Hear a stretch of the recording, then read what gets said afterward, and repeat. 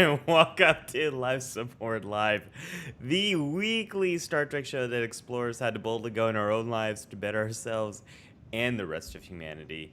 I'm thinking of a famous starship captain, Larry, Dr. Trek. Can you help me out with the what is it that thing that that famous starship captain once said? He said,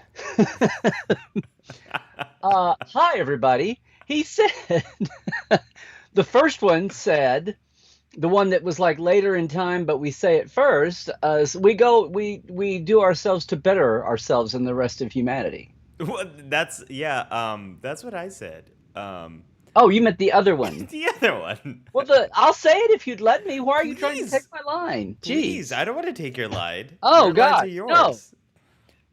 That was a fast 5 minutes. It Wow. was a fast 5 minutes. Are you sure that wasn't like metric 5 minutes? No, the other captain said, wherever our mission takes us, we will all try to have a little fun along the way. Well, Apparently. I think what you're experiencing, Larry, is we are on a temporal time dilation of 24 hours. So everything is a little out of phase today.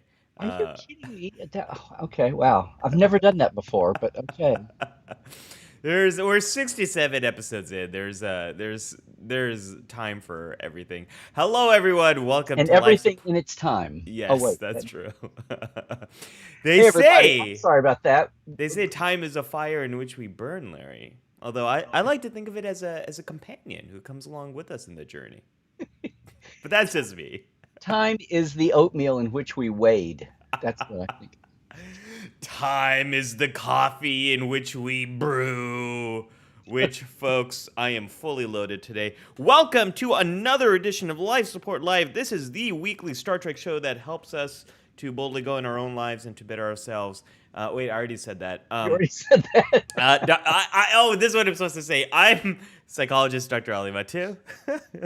I don't, and I'm Dr. Trek, Larry Nemeczek. One of us is a real doctor, although you wouldn't be able to tell it. You wouldn't know. You would Uh, think neither of yeah, us have I any mean, idea what we're I doing. don't have Larry.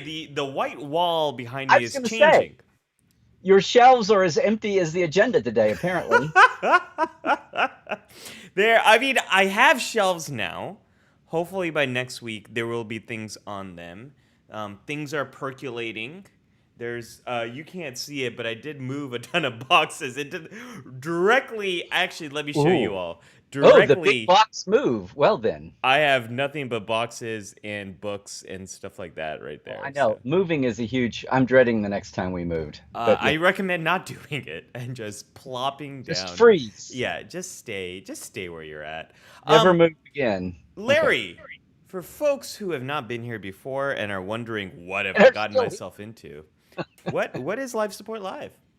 So actually, kiddos and kidettes, Life Support Live is us picking a theme every week from Star Trek. We say mental health, but just daily living. We geek out on Star Trek about it. I try to bring the backstage. Dr. Ali tries to bring the front of stage or something, um, and we have a lot of fun. We talk about Star Trek, but also how it affects how it impacts us in daily life and what we can learn from Star Trek and take forward. On top of the stuff that we already learned from Star Trek, maybe the things you didn't realize you were learning from Star Trek. Yeah, Star Trek's very good at teaching you stuff without making you feel like you're teaching you All stuff. the Um, I need to revise an earlier statement. Charlotte says Ali claims he's fully loaded on coffee. I call shenanigans. Charlotte, I said I'm fully loaded. I didn't say I've actually had any yet. It's coming. It's coming. The lithium crystals were fully energized, and now I'm going to ingest them. I don't know, Larry. I can't tech the tech this early. This week we are talking. I can't tell if this is a time dilation 24 hours thing or just being a week off or all the above or what. I think Yeah. it's a little bit of all of the above. So this week on Live Support Live, we're talking about assertiveness. We're talking about standing up for yourself, standing up Well, for. is that really what you want to talk about? I think. Hey, I see what you're doing there, I and mean, it's fine if you want to talk about I it. will. I am.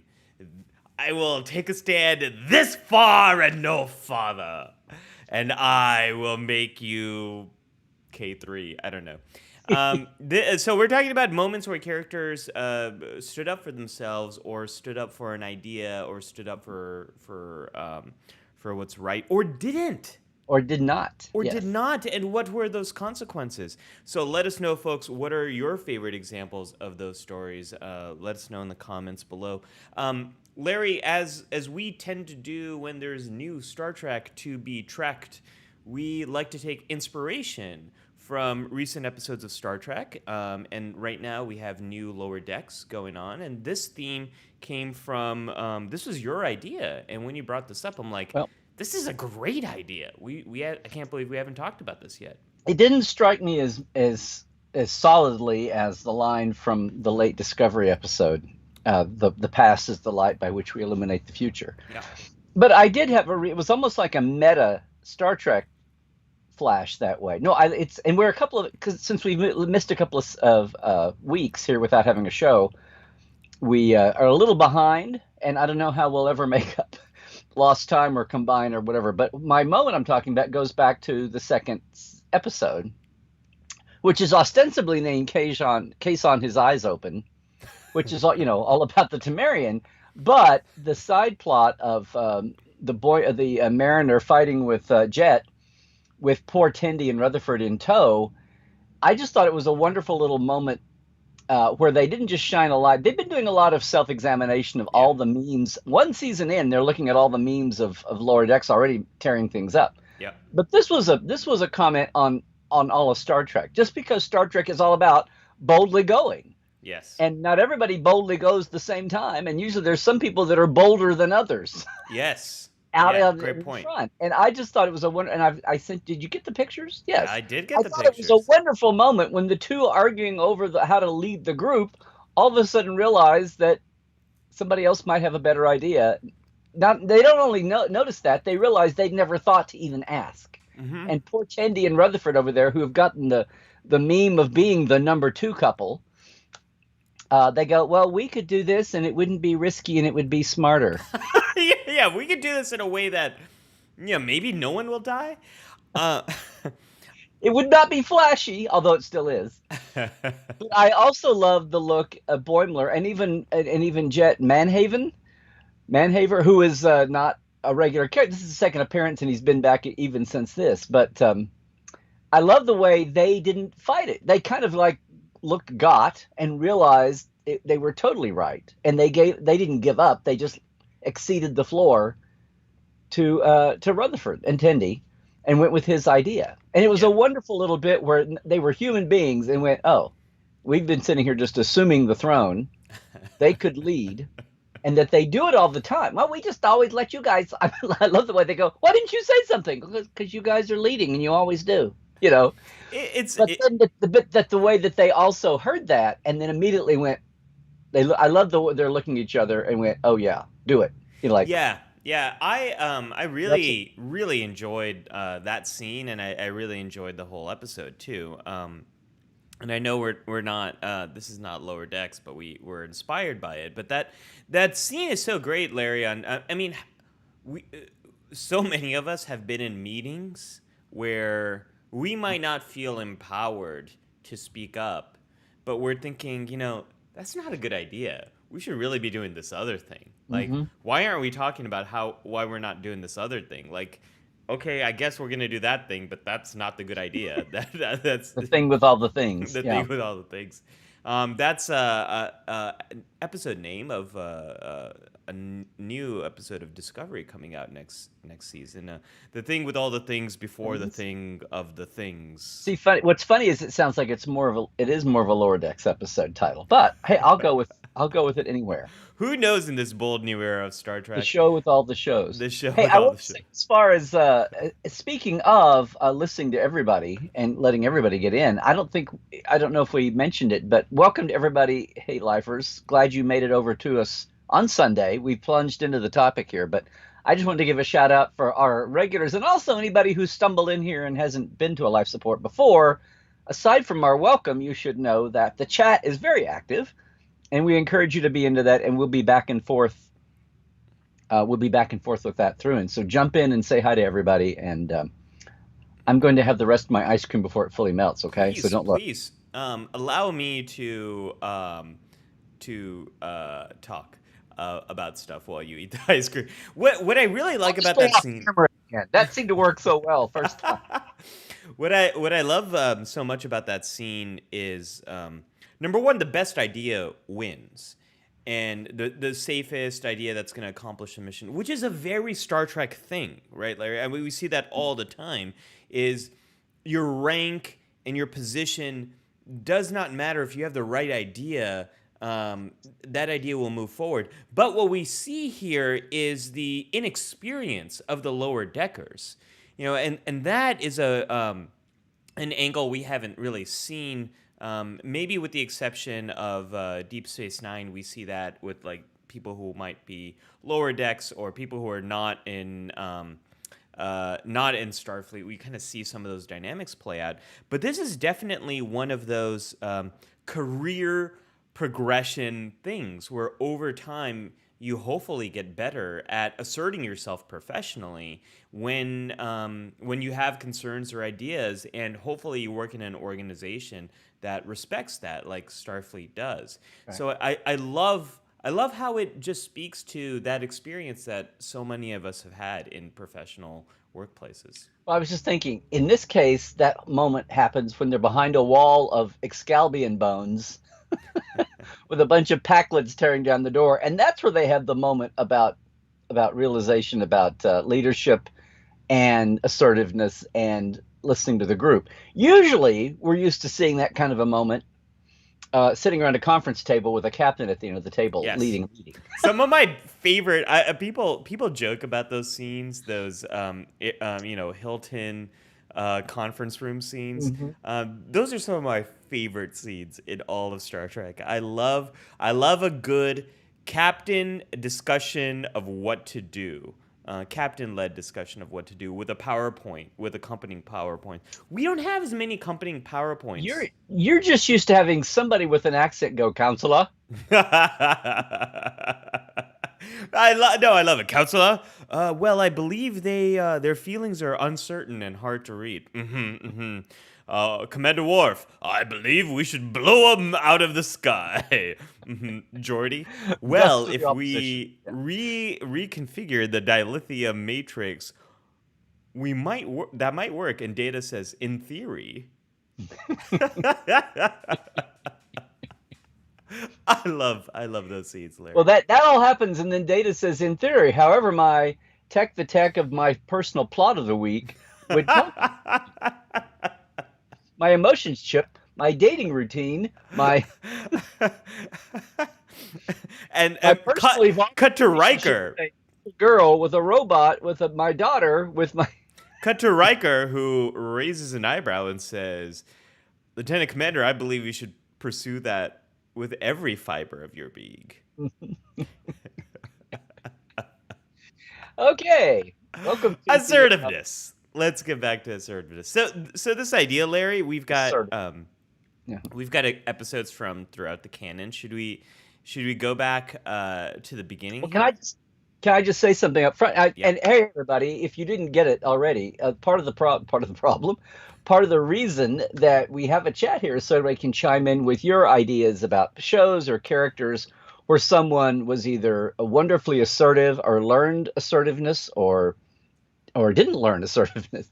Because so please chime in. As I sat down, and I want to say, Dr. Ali, that this might have set a record for the show we consulted the least on. I think so. So I'm plunging in here with some of mine, and I'm waiting to see earnestly what the rest of the chat, our lifers, have to say. The prep for this episode, Larry, was you being like, "Hey, I think assertiveness is a great title," and I'm like, "I agree," and that's the prep.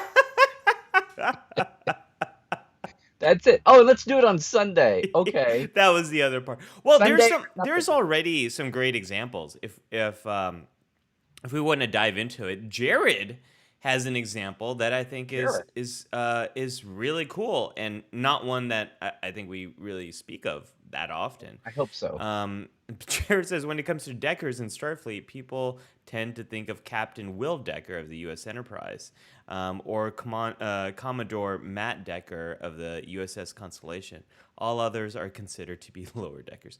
Okay, that's less of a example as much of it is as a fun fact. Thank you, Jared. Back to, back to the cup. No, what struck me here is that I started thinking about what kind of, and then my mind went to people who weren't as assertive as they ought to be, or Mhm. could have used a little more assertiveness, or they learned a lesson, or there's an assertiveness arc if they're lucky to have more than one show. Ah. Um, so one thing, my mind gravitated A to the regulars Mhm. first off, and B to the fact that we're talking about a hierarchical science defensive force format. And most of the time, when I think of the people who weren't assertive, it was people who were younger and lower in rank. Sure. And they either had that was either just part of their character, and we had to slowly watch them evolve, or they never evolved and they just stayed that way.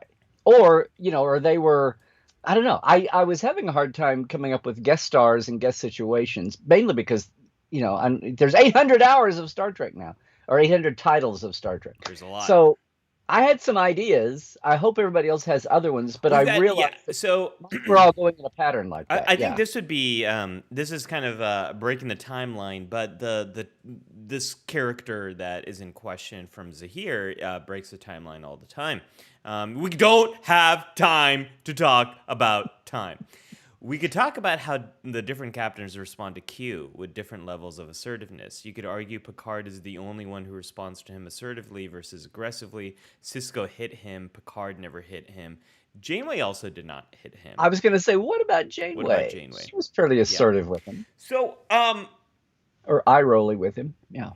how would you say the captains do rank in how they confront Q? Because Q is a similar foil for these captains. The way he deals with them is very similar, but it is right that Janeway, Picard, and Cisco respond differently, and although he's appeared on lower decks, no captain was involved there. But what say No you, Doctor captains were Trek? involved in the harming of this Q. Okay. What now? Which captain? Well, I Well, mean, like assertiveness. How do we compare res- assertive responses to Q? well, I'm just sitting here thinking. I've got to say that Picard's the one that had to deal with him the most, Mhm. because he was a TNG invention creation, And he's gonna still have to deal with them. and still deal with him, right? Janeway though had what, 3 or 4 run-ins. Yeah. I was about to say though, even though that's true, Q only tried to get in bed with Janeway, but then he was in bed with Picard, so that's out the window too. So Is there a John Luck Pickard here? they relished that. They relished that moment. I know. Um, well, yeah, and well, the more visits mean the more flavors, and they're actually trying to do an arc for Q over, like, drop him in once a season. And I thought you had no powers. No, well, I got them back. Well, you helped me get them back. Okay, well, now I've gone from being sympathetic to being, aggressive and malevolent again. It's like, okay, fine. A little So, bit like Oksana Troy. No, I'm kidding. so I like that Zahir brought up aggressiveness here, because the thing about being assertive is you're being very clear about what you need or what you don't want or what you're advocating for without being aggressive. Like that is basically the definition of assertiveness, is being very clear, direct, and persistent, but it never translates into aggression. Now there are times for aggression, especially when like great injustices have Mhm. happened and other means are not working. But like, let's look at the data here. Picard is uh, uh, Picard is very clear and persistent, and boy, does that Q keep coming back. Cisco, yeah, punches him in the face. Picard never punched me in the face. I'm Well, not he did choose. Picard. Can we just say, everybody always loves to say how Picard punched him in the face, but Q did choose this 1910s boxing That's true. scenario. What did he expect to happen? I was gonna say, what do you want to do? Have him come back to his corner and towel his face? That's how he's gonna deal with it, right? Charlotte says I prefer the Cisco method myself. Well, how would we compare Picard and Janeway's reaction? Because it seems Well, like, yeah.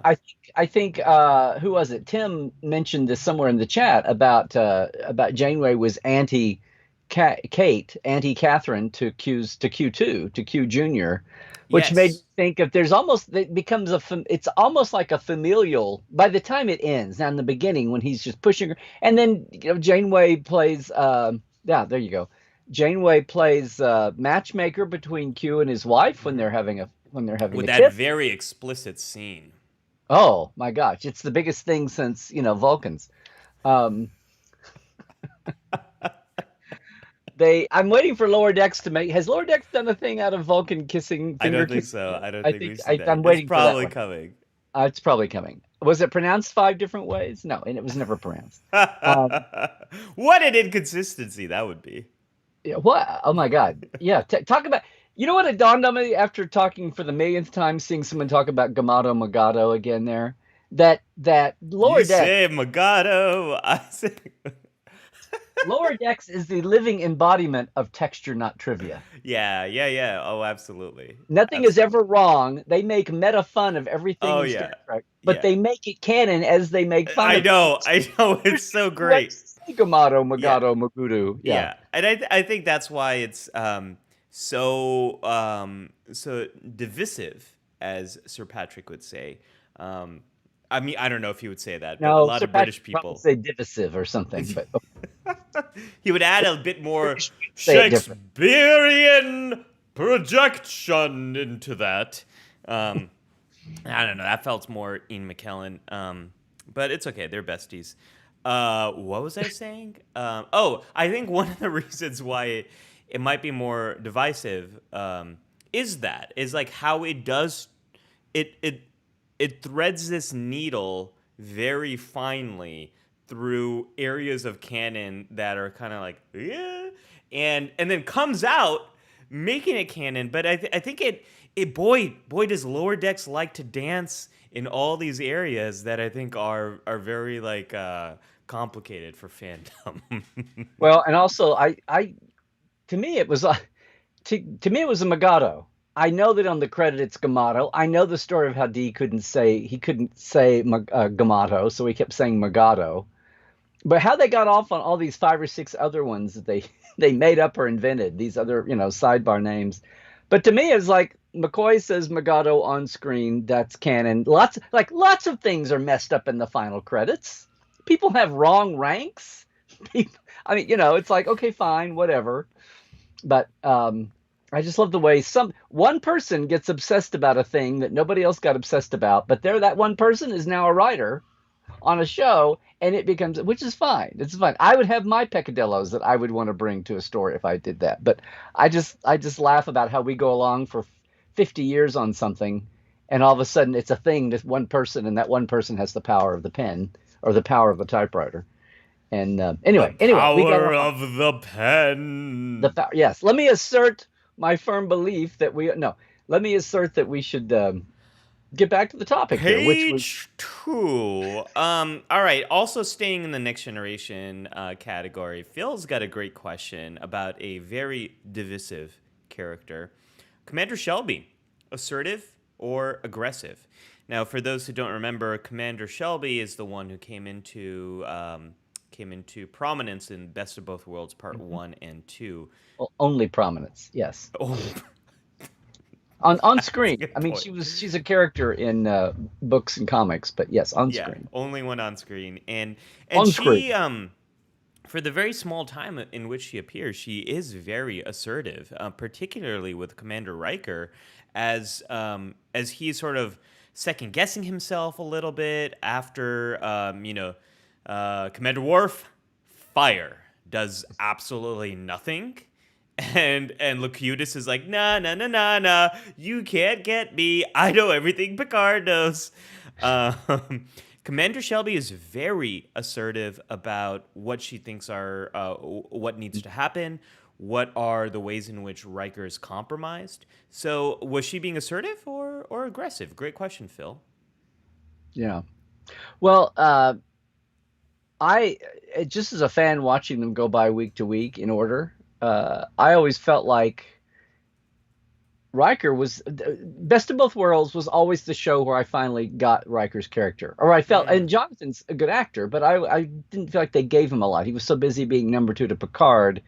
This whole thing about he couldn't make up his mind about a command kind of came later. It was like that was really long term.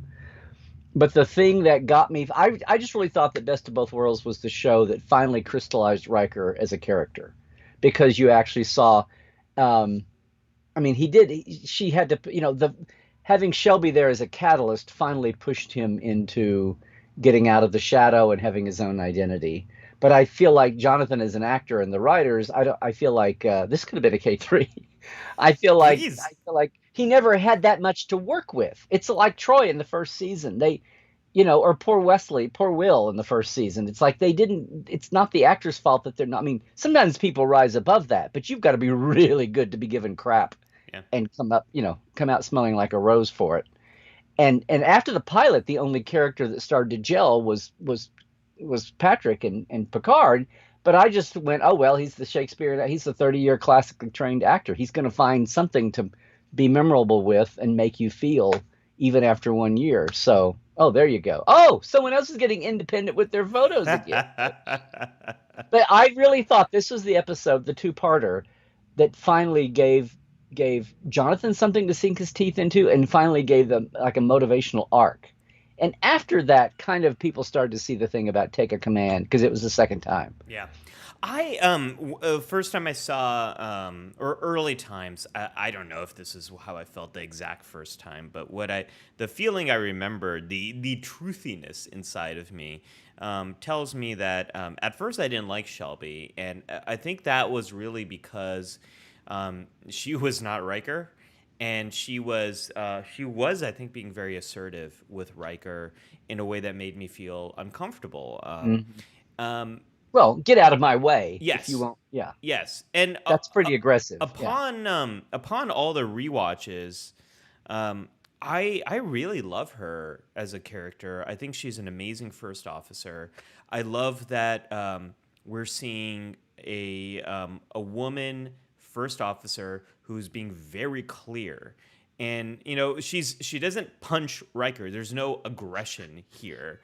I think she is being very assertive and she needs to be, because I think Riker is, especially early on in Best of Both Worlds Part Two, is a bit emotionally compromised.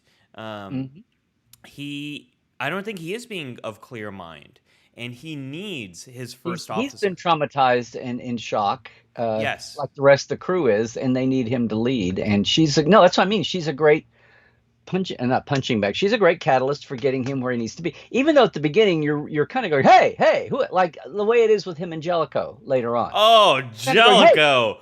don't hurt Ugh. our well, they're neither one of them are not aggressive or Assertive. it's not in Riker's nature to be not assertive, and he's trying to assert his assertiveness and they're Yeah. bumping heads over it. But in this case, it's a two-way street. He's kind of in a fog, and she gets him out of it. Yeah. Even as at the beginning you think she's just going to be, really bitchy about it. Not to go into a trope here, but in the end, that clarity and focus that she has gets back to being not directed at him, but directed at the common enemy. Right? I mean, all of her. He gets to the point where he says, "Shelby, what do you think?" And she says it, and they have a plan, and they go and they Yeah. do it. Yeah. And And it's not a threat to him by that time. you But know, in the sh- beginning, when she has her clarity and clarity, sanity in the big picture, it feels like it's directed at him, not their adversary. They're infighting, it and it when he can take that as a good leader and channel her smarts and channel it where it needs to be, then it's a win-win for both of them. it really feels like Shelby showed up on the bridge of the Enterprise and was like, you all realize you're a flagship, right? And you all realize that the Borg are coming. Like, you need to focus here. This ain't the Like, Packlet's. worry Yeah. less about all the daycares you have on the ship. Like, you are taking on our biggest mortal enemy. Can we get going here? Like, Yeah. tighten up those uniforms, folks. Hmm. It's really what it felt like. I think Shelby is a wonderful example of assertiveness, and she's not a character we talk about as. I don't think we've ever spoken about her. But her and Jellicoe, I think are good characters for us to do a deeper dive into like leadership Hmm. and what makes for an effective leader. Because I've got a lot of thoughts about Jellicoe. I think we could really explore him. Well, get it done. Get it done. Should we talk about him? Jellicoe, Captain Jellicoe, assertiveness. Let's put that on the pile for Okay, later let's put because that. We're putting that on the pile. it looks like we're Page. going to have 47,000 straight weeks of new Star Trek for a while, It's but true. at It's at true. some point, At some we can point, get we're going back to to our start theme. talking about Prodigy. How about that Prodigy intro sequence for folks who have not seen it yet? It's a beauty. It's definitely, well, you would think that. I was sitting there the whole time going, wow, this is like, for all the people that thought that everything under Alex was an extension of the JJ movies, this is the first time I thought, wow, this is really like just graphically, visually, the whole depiction of warp and contrails coming off even if I'm sitting there going, okay, this is just stylized. This is just because Gene's big thing, I always go back to his thing about his directions to Matt Jeffries about no rocket, no rocket exhaust, no contrails coming out of the engines of the ship. And they do that, and I went, oh, this is looking a lot like they did when they were trying to find a new look in '09, just because they felt like they had to have a new look. Well, I would. It So looks I like would say. actors do. Now, I say all this, I know people are going to go, that's the most beautiful thing ever, Larry. Don't you say anything against that new Prodigy trailer. And all I'm saying is the first 10 seconds, I went, oh, they're taking this as cues from Star Trek '09. It does. It does look a lot like the. I would say with the three Kelvin timeline movies, the end title sequences. It's the same style of visuals there. I do know what you're talking about with the trails and all of that, and I know this was not Gene's vision, but the evolving warp It's effect. animation. It's okay. Well, the evolving warp effect with all the movies, 1 through 6, and then to a much lesser degree with the TNG movies. The TNG movies sort of kept the same warp effect that we had in the Next Generation, but from That's just Wrath of Khan to Star Trek 5 and 6, we see a bit of an evolution in how the how warp looks. So I just chalk that up to they always like to change what warp looks like mm-hmm. in the movies, and like for Into Darkness, the only reason they added those trails was to sell the 3D tickets. Really, it was just for it was really just because Hollywood was pushing 3D on all of us. Yes, but what will 3D look like in 4K? No, Um, there was like a little minor blow up this week when the new movie release came out, and the people are. 4K, yeah. I have not seen people talk about the Star Trek movies that much online in years. It feels like, but people are all talking about the graininess versus not grain of Mm. film quality. Anyway, that's a sidebar issue. And I'm not knocking it or anything. The Prodigy trailer, it was beautiful. I started to say if you like 10 minutes of ships flying, but then there's the motion Hey, picture. hey! This is why I watch Star Trek. This is all about 10 minutes of ships flying is 10 minutes of ships flying, Larry, is a whole sequence in Star Trek: The Motion Picture. It's here. I know I said that, but what's really going on here is like, look, kids, we're not going to show you any action scenes with the characters talking in the plots. So, do you want 10 seconds of non-spoiler ship flying, or do Yeah, you yeah, want I know, I 60 know. seconds of non-spoiler ship flying? If you just want 10 seconds of the ship flying, we can do that. But we thought we'd give you a full minute of it because we're sure not going to show you any characters saying lines and having plot moments. Oh man, It's not coming yet. you know We're what? saving that for Star Trek Day. What I think what a fun question would be, what are people's favorite warp effect? Mine, for so long, mine was It's like what we Paramount. see in Star Trek 6. But I really have to say, Star Trek Beyond's warp effect, when you see the ship from a distance traveling through the warp bubble, is gorgeous. I wish I had like 60 minutes of that footage of this, just the Enterprise warping through these warp bubbles. It is beautiful. I'm sure Um, someone can make that happen yes, please, folks, if you if you if you really can. if you really want six. See, what's funny is you're thinking when I think about the overindulgence of art people on a Star Trek movie, I don't even. It's you're totally right. It's totally the warp. What I always go to is the transporter. The transporter has to change Yes. in every friggin' movie. That's what Yeah. always annoys me. But warp bubbles, warp schmubbles. It's fine. Well, Scott brought that up, that the transport effects are always changing, and Tim's got a great point, Larry, that they're always upgrading the transporter buffer. So it is gonna change. Do you have a favorite transporter effect? My favorite is Wrath of Khan. The This is. I lines. feel like we've suddenly devolved into the 4700th new podcast this week. Hi, everybody. Our show is going to be talking about your favorite obscure corner of Star Trek every week, and we're going to rank the top 20 bits of your favorite weird corner of Star Trek. Oh man, not a bad idea. Not a Yes. bad idea. We could do first episode on warp, second on transporter, third on Klingon ridges.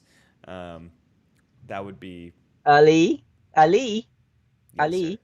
Ali, how about can you tell me your favorite top 10 versions of replicator sounds? Because I like my mid TNG run replicator because I thought it was the cleanest and I thought it was the least affected. I thought it was the least indulgent because it was just a Least nice balance between showing off what the replicator was for new fans versus not, boring the old fans that had watched a replicator work for 2 or 3 years now. And I feel like every time they got away from the mid TNG, I'm sorry, I'm just totally BSing this, but this is my reaction to. So, I love fandom, but this is my reaction to some of the last 74 different new podcast series announced. I'm gonna go big picture here, Larry, and say that this is one of the things that is so special about Star Trek is it is such a big sandbox. So there are rooms Oh, to I know. We are a big yeah, tent I fan. mean Yes. this is something we talk about all the time. Like we I can think have that's what. discussions about assertiveness and versus aggression, and we can also have discussions about replicator sound effects. These are totally these Now, are the scary thing is about season 3, episode 8 of Lower Decks, replicator sound effects will be a. If Mike, are you out there listening? All Um, right, well, let's okay. go let's jump. Yes, sir. Let's jump the Hey, timeline, Larry. Can we talk about Cat's Paw? I was gonna say we jumped over original series, Yeah. but I just again, this is what really made me start thinking that the things that were coming to mind for me were people who were not. You jumped to Jellicoe and Shelby, which were people being assertive. How assertive are you? She was so assertive, Yeah. but my mind kept going to the people who weren't assertive enough. Let's talk about that. And let's talk about Chekhov here.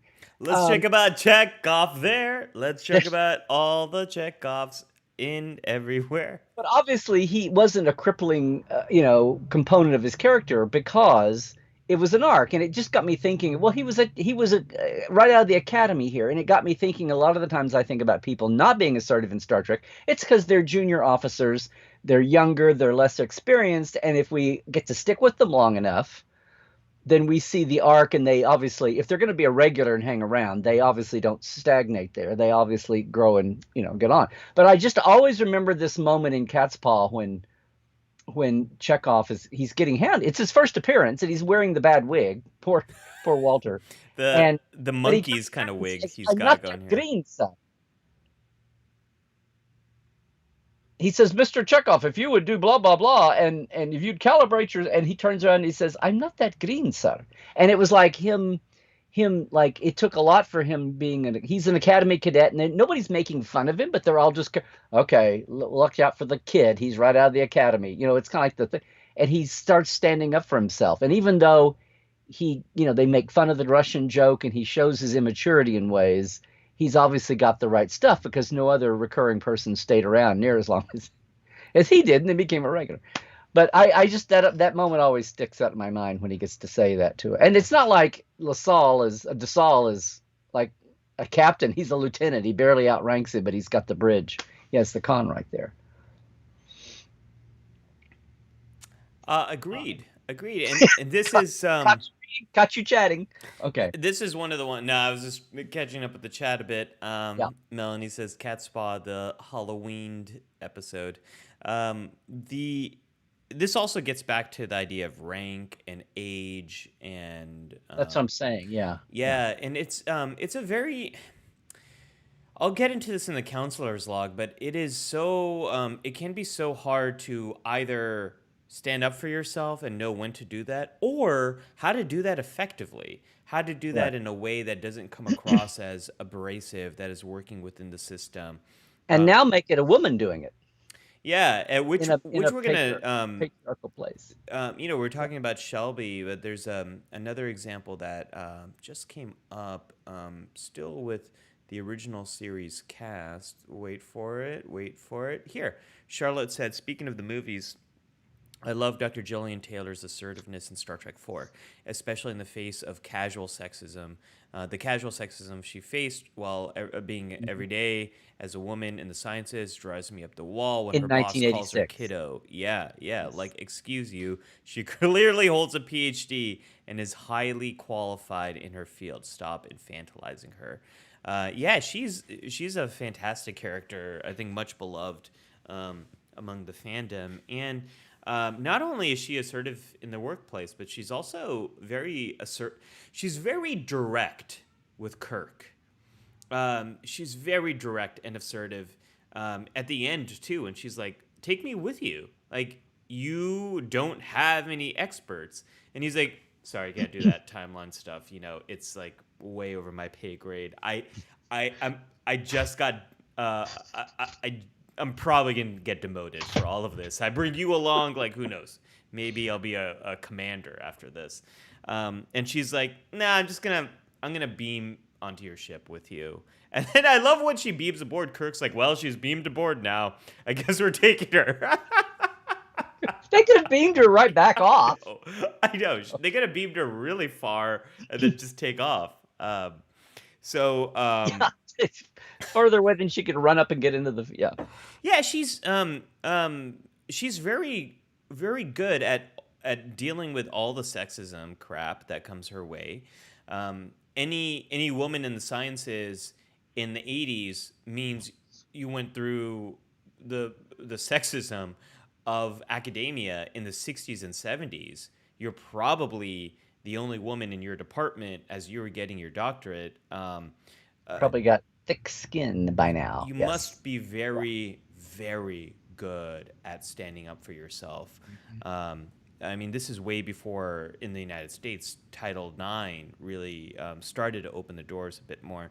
So yeah, she's a fantastic character that stands up for herself against discrimination, but then also um, she knows what she wants and clearly communicates it, which is so much about assertiveness, is being very clear and persistent in what's important to you. And you could say that part of that is her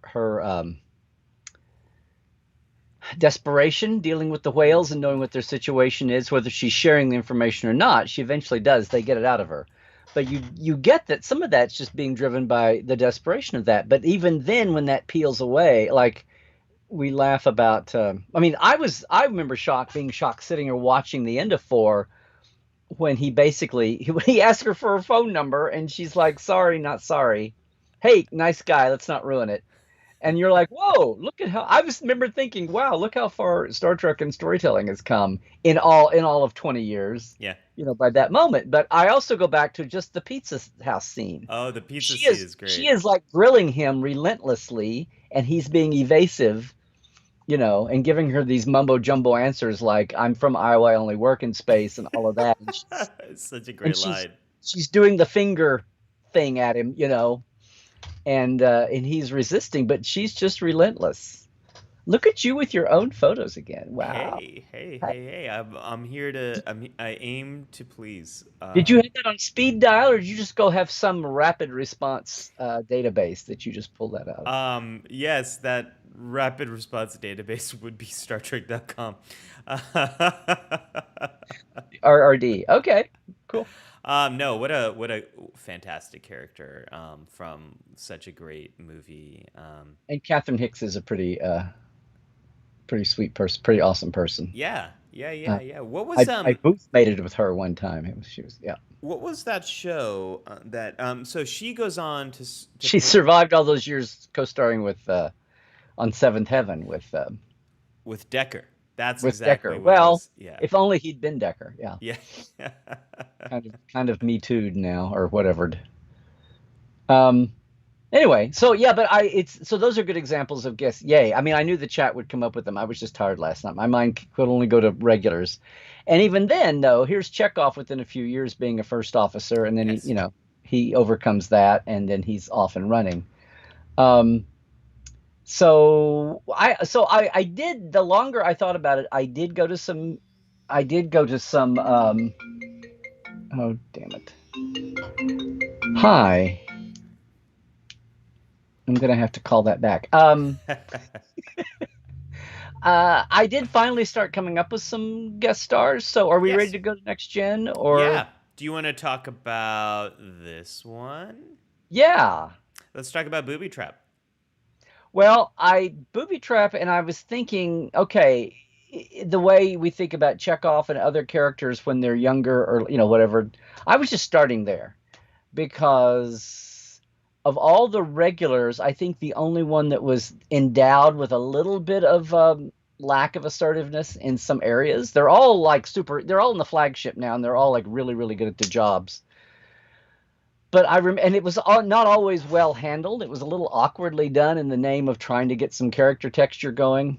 But I'll also say, how about this Geordi and his relationships with women in the beginning, which is a whole field in itself, assertiveness, where you can you can suffer from a lack of assertiveness, and other people suffer from your overabundance of assertiveness, or when it gets to be arrogance or even assault. But that's a whole realm that assertiveness, pro and con, zero and plus, are important. Yeah, Charlotte says I love Jordy, but watching him try to date is painful. And like dating is pretty painful and difficult, and I kind of like that we have this character.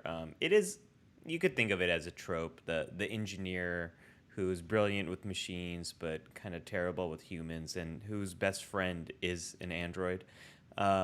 Like there's a lot of engineering tropes here, but I do like that we have a character much like Barkley, who struggles deeply in some way in terms of human connection. That Geordi is exceptional when it comes to people.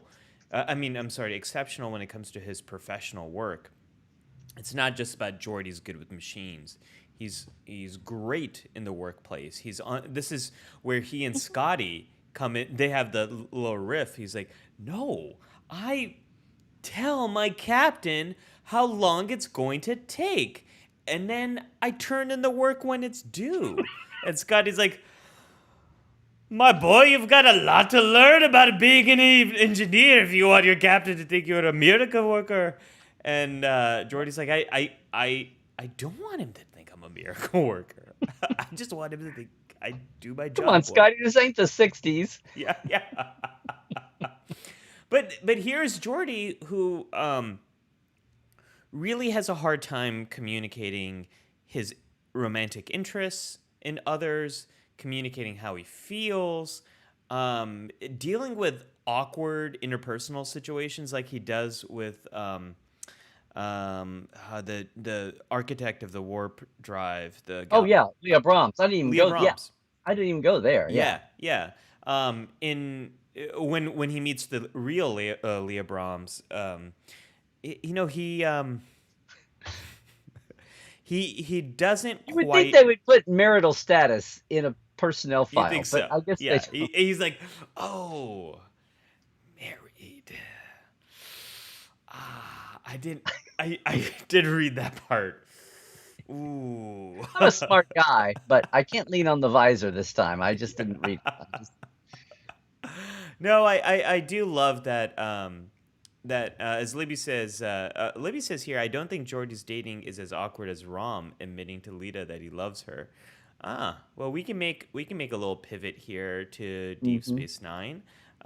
Larry, we were actually think you were thinking of speaking of Rom, you were thinking of Yep. Bar Association here as an Well, I example. just wanted to picture fast, but there because it's a Rom is a recurring character that we see all the time. He's like Garrick; it might as well have been a regular, Yeah. as well as Nog. And Nog and Rom both start off there, but you could almost I don't know. There were moments when every time Nog was pushed, he would kind of fight back. Like the moment when there's a moment when he's in the spotlight about being, the bad boy friend of the captain's kid, and he pushes back a little bit there. But it's the speech and the scene that everybody loves, and Aaron used to talk about it too, where he stands up to Cisco being suspicious about him wanting to go to the academy, and he pushes back. And he's very assertive there to blow Yeah. away. Let me blow away some stereotypes you may still be clinging to, Captain Cisco. But he's saying it from this not only, diminution of rank, because he has none, and age, but everything. He's height and age and everything else, and he stands up for himself, and that's what Cisco goes, oh, well, maybe you do have the right stuff then to do this, Yeah. and impresses him, and that's and part of that is Nog finding it in himself. He's on a learning curve, and he doesn't know what all he can do or say, but he sucks it up and comes out with that speech, and probably surprises himself as well as Cisco to some extent, but his curve to get to that point is so much faster than his dad's because his dad's been beat down so much by Quark and by Ferengi society because he wasn't a good businessman, just like their father. And and Quark took after his mother, and Rom took after Ishka, and I've gone blank on their dad's name, but We always somebody. go blank on his dad's name. Um, Well, it's only because like said once. yeah. It's like Rom's wife is only said once, but which is a whole story in itself someday for K3. But no, Rom does eventually have that arc, and one of the touchstones to me, and Libby will jump Keldar. in here as our Rom expert, but one of the touchstones to me along the way is Larry, it's the Bar Keldar. Association. Huh? Quark, son of Keldar. Yes. And it took a Klingon episode for us to get Worf's dad. Thank you. Uh, I do remember that was from the House of Quark. But you know what I'm saying? It's like I Yeah. remember the Yeah. Bar Association being one of those times. Now later on, he leaves when he gets away from his brother and the bar and gets out on his own and really starts to blossom. That's another pivot point when he becomes a Bajoran, whatever they dress up sanitation engineers as. Right. Uh, Right. yeah, yeah. That whole thing, but that moment there that I did the image of is when Cork kind of throws his demands back at him, and he's like, "Oh, this is made of acid. It's going to burn me if you throw it at me." That's a total, yeah. But Rom and Nog are both, uh, and I think Lita, yes, telling Lita he loves her, but also what she does for him in return as a bolstering support because he'll need it if he's going to be Nagus. I don't know if I'm sure the books. I don't keep up with the. I'm sure the post finale books on DS9 get into Nog. I mean Rom a little bit as Nagus, Yeah. but anyway, I'm sure with Lita there at his side, he did just fine. My You know, hunch is it's very healthy. I've got a strong hunch that we're going to see Quark in Lower Decks sometime soon. They name check him in a recent episode. Haven't you heard of Quark? Of course I've heard of Quark. Uh, I Well, think Quark's been in Picard, yeah. so Well, Quark's his been franchises have. his So franchise has been referenced in Picard. I think Quark has had a very profitable future post Deep Space Nine. hmm Um, hmm but this is Nog and Rom are have great journeys here in terms of becoming more clear and confident in what they're asking for and what they're doing. Um, Especially in standing up to Captain Cisco, or at the time he's commander. Is he captain or commander at the time? I can't remember. for when? When um, uh, the whole like no, like I want to join Starfleet scene happens. Um, that's like a I season 2 or think. 3. Oh, I thought it was later than Is that. it later than that? I don't remember. Our He's chat. captain at the. He goes captain from 3 to 4, I think, Yeah, when he Nog. winds up with the Defiant, when the Defiant comes, or when Worf comes. Yeah, yeah. So maybe he's Captain Cisco, but Nog is. I mean, think about how much courage it takes to face the anxiety of the the head of this station, who also represents this organization that you want to join, is saying no and kind of laughs at your application, and then you're like, And the captain of the station, who not only is taller than you and is of the dominant species, and but also is the father of your best friend yes. who knows your personal file.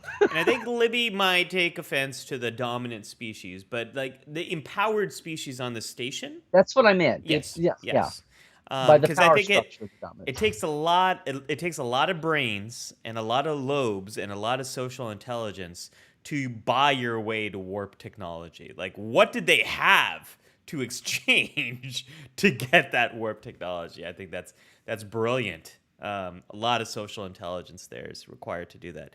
Anyways, but yeah, you're right, Larry. Like everything in that situation is putting pressure on him to back down, and he doesn't.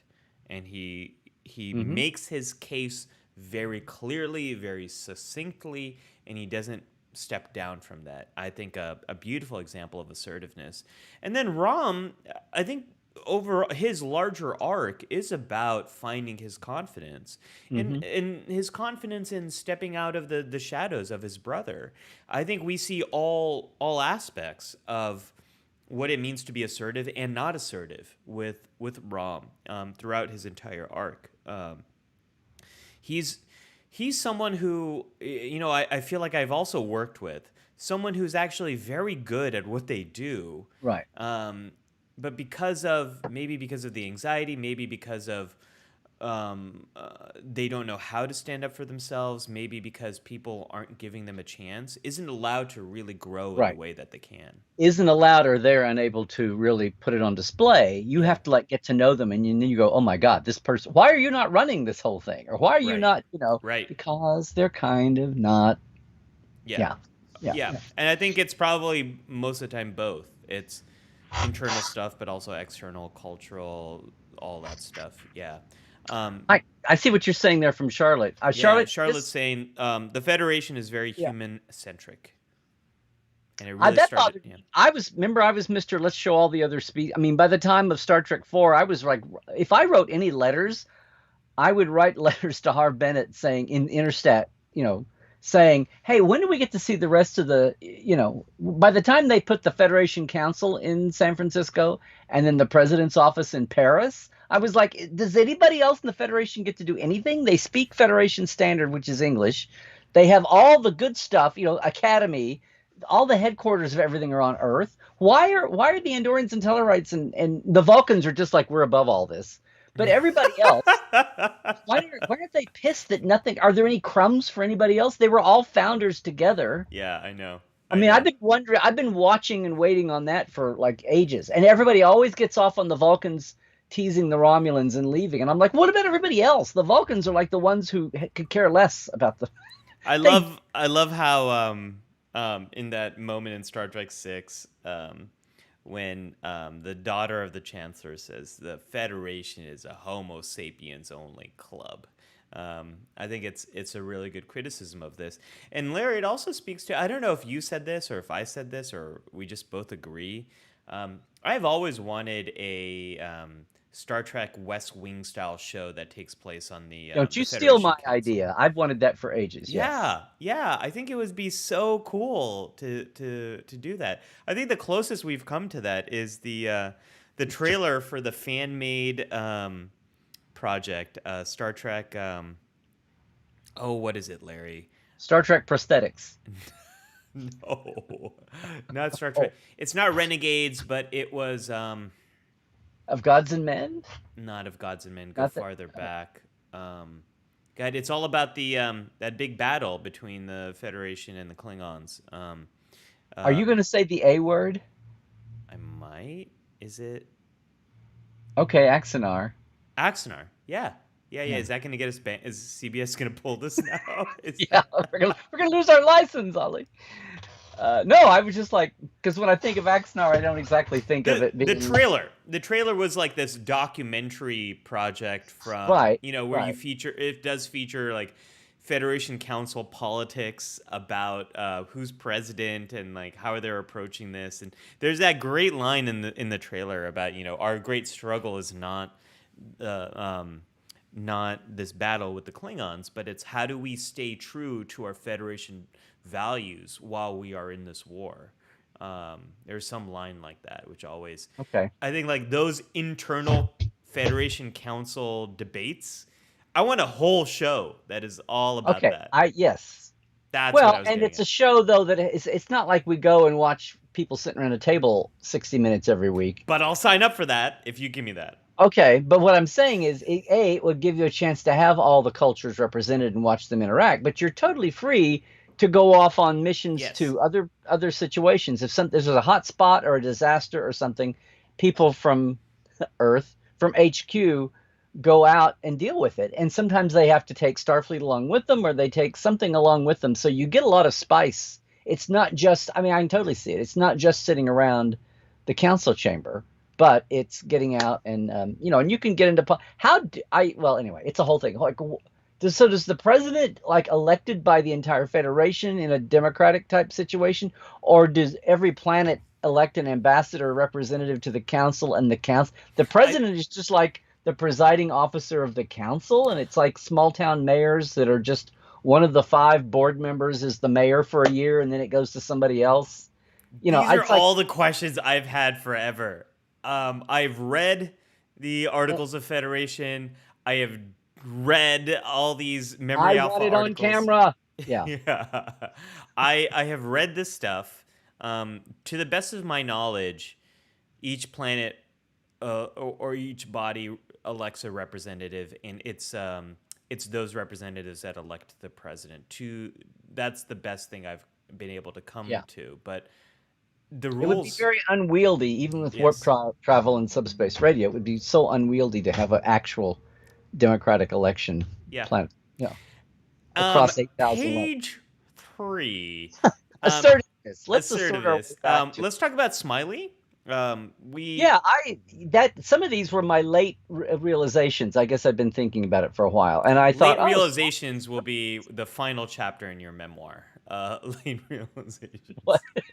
It just sounds like it's like the chapter name of a memoir. is what? Late realizations. It's like it's one of the last chapters, or maybe the epilogue. Late realizations is the name of my new string rock band, but okay. Smiley. Yeah. What do you want to say Totally, about Smiley? totally beat down, subservient, talk about lack of assertiveness, and the Terran rebellion. Yes, Terran coming. rebellion made a man out of him. Yeah. So coming back to this character who really starts without really any type of confidence in himself, and we see him create a ploy to capture the Defiant plans, A bring them ploy back. halloy. Yeah. Yeah, he becomes this key figure in the Terran rebellion. So Smiley does get this really great arc. What do you think it was, Larry, that leads him to become more confident and more assertive? What change do you think happened? Oh, that thing that happened. That thing That thing that you happened in doing the that thing thing you do. when the thing happened. No, don't. It's this This is is turning Live Support Live, Larry, where I ask the tough questions about Star Trek canon and I'm history. sorry. It's like Mirror Universe, and it almost doesn't. It's like the Kelvin universe. It's like if it's not Prime, I'm not really If thinking. it's not Prime, it's enough for me. When they had the mile long Klingon, Cavort, not Cavort, Dr. Kevorkian? Is that where not are Dr. we Kevorkian. going? I know it was just enduring the somebody's going to jump on me here. It's just enduring the indignity of being a Terran when he finally turned when Well, you find the right people to hook up with and I mean, is this so not only is Star Trek a Homo sapiens only club often, but the Prime timeline. And don't tell oh me we fine. don't have the time to talk about the timelines because we We have the apparently time. do. We find the time on this show some way. But yeah. Are you going to say something about the prime timeline, O'Brien, who was very assertive? I'm gonna say something. I don't know where I'm going here yet, as I often don't Well, I was going do. to say the prime timeline O'Brien was the one who found as a kid found it in himself to stand up to his father Yes. and go live out the true life Monty Python sketch about the guy who became an accountant and stood up to his dad who wanted him to be an actor or Hey, director in local let's. theater. So you just gave me a thought, which is not the thought I had, but I'm gonna go with this thought. Okay, The it's the Prime thought. timeline O'Brien also goes through a critical moment in time, with Picard, where he has to be assertive to his old captain. Right, And right. The wounded. yes, what is that episode title, Larry? The wounded. The Wounded. Yeah, yeah, yeah, yeah. Know what you just said, right? Right. On the Rutledge with Captain Maxwell, who in an earlier life had been the prison warden in, in New England. But yeah, um, so that O'Brien has had these circumstances where he has had to stand up to authority and has been empowered to do so. I mean, his current CO was saying, "You need to go tell that CO to stop it." Like, stop it, stop killing the Cardassians. Like, no, no, no, no, we're not fighting this war anymore. hmm Um, so that's an idea that I wasn't thinking of, but what I was thinking about is there's something about the prime timeline and Smiley's observance of the prime timeline.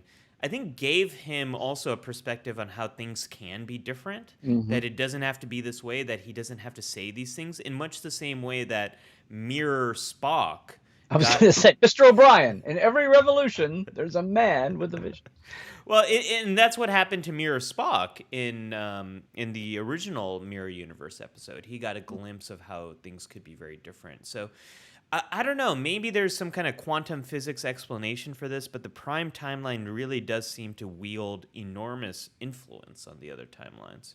It's a prime influence on the other ones. Hey, there we go. They don't just call it that for nothing. They don't- No, and I'm madly behind in the chat here, but other people, I mean, this topic across all of Star Trek, I mean, there were some obvious ones to go on. I see Charlotte and probably other ones are talking about Reg Barkley. I mean, there's yes. some that we have talked about before in their own right, and there are a lot of these that, and maybe it's linked to an actual mental health diagnosis. A lot of time, I already said, a lot of times it's linked to them just being younger or farther down the rank, the hierarchy system. Whether it's the enforceable one that everyone recognizes, or there's something else at work here, where they're just beat down. But I mean, there are the examples that come easy to mind, and I was like leaning on some of those, but I was trying to get to people or angles of people that we hadn't Yeah. that we might not think of right off the bat. So Yeah, I um, agree with you on Reg. We could spend a lot of time talking about him, and we did we have. in that whole episode. Yep. We absolutely did. So Reg is probably not. Can we, before we leave the 23rd century, obviously we already have, I sent you another one that I was very proud of thinking about because we only saw one moment in his life and we didn't really get to see much more of Are it. you talking about this? I'm talking, no, we Okay. saw 4 years of his life. I'm talking about the one with Hold on, Captain hold on. Generation. Oh, I know. Boom. This guy. So poor Captain Harriman, we get to see 5 minutes of his life. And is he like forever branded as like the wimpy, ineffective captain, or did we just see him on the first day of a bad day when he's got a big shot in his? He's all on pins and needles with a big shot in the room, and his world blows up. Larry, there's a great book on assertiveness called Your Perfect Right. I think Captain Harriman ordered it, but it wasn't going to arrive till Tuesday. He didn't get Amazon Very Prime. nice. Yeah. That was a good one. Yeah. He didn't get Amazon Prime, which is a very big mistake in the Prime universe. If you want your stuff to arrive, you need to get Amazon Prime. Um, Amazon Kelvin just only lasted about 4 years yeah, and didn't it hit. was it. It was it. They didn't renew the contract No, no, for no. it. They couldn't get the stars to come back for that one. Um, yeah, John Harriman. Boy, Amazon Mirror used to be very colorful, but now it's all black and gold, so it's kind of boring now. it's Yeah. all so much gold there in the yeah. Um, I love this example because You're I welcome. you're welcome. Um, a You're little welcome. You're Moana. welcome. Harriman. You love Harriman because I love Harriman because boy does he so do you. have a beautiful set of hair right there. No, I love him for a lot of reasons, including his hair.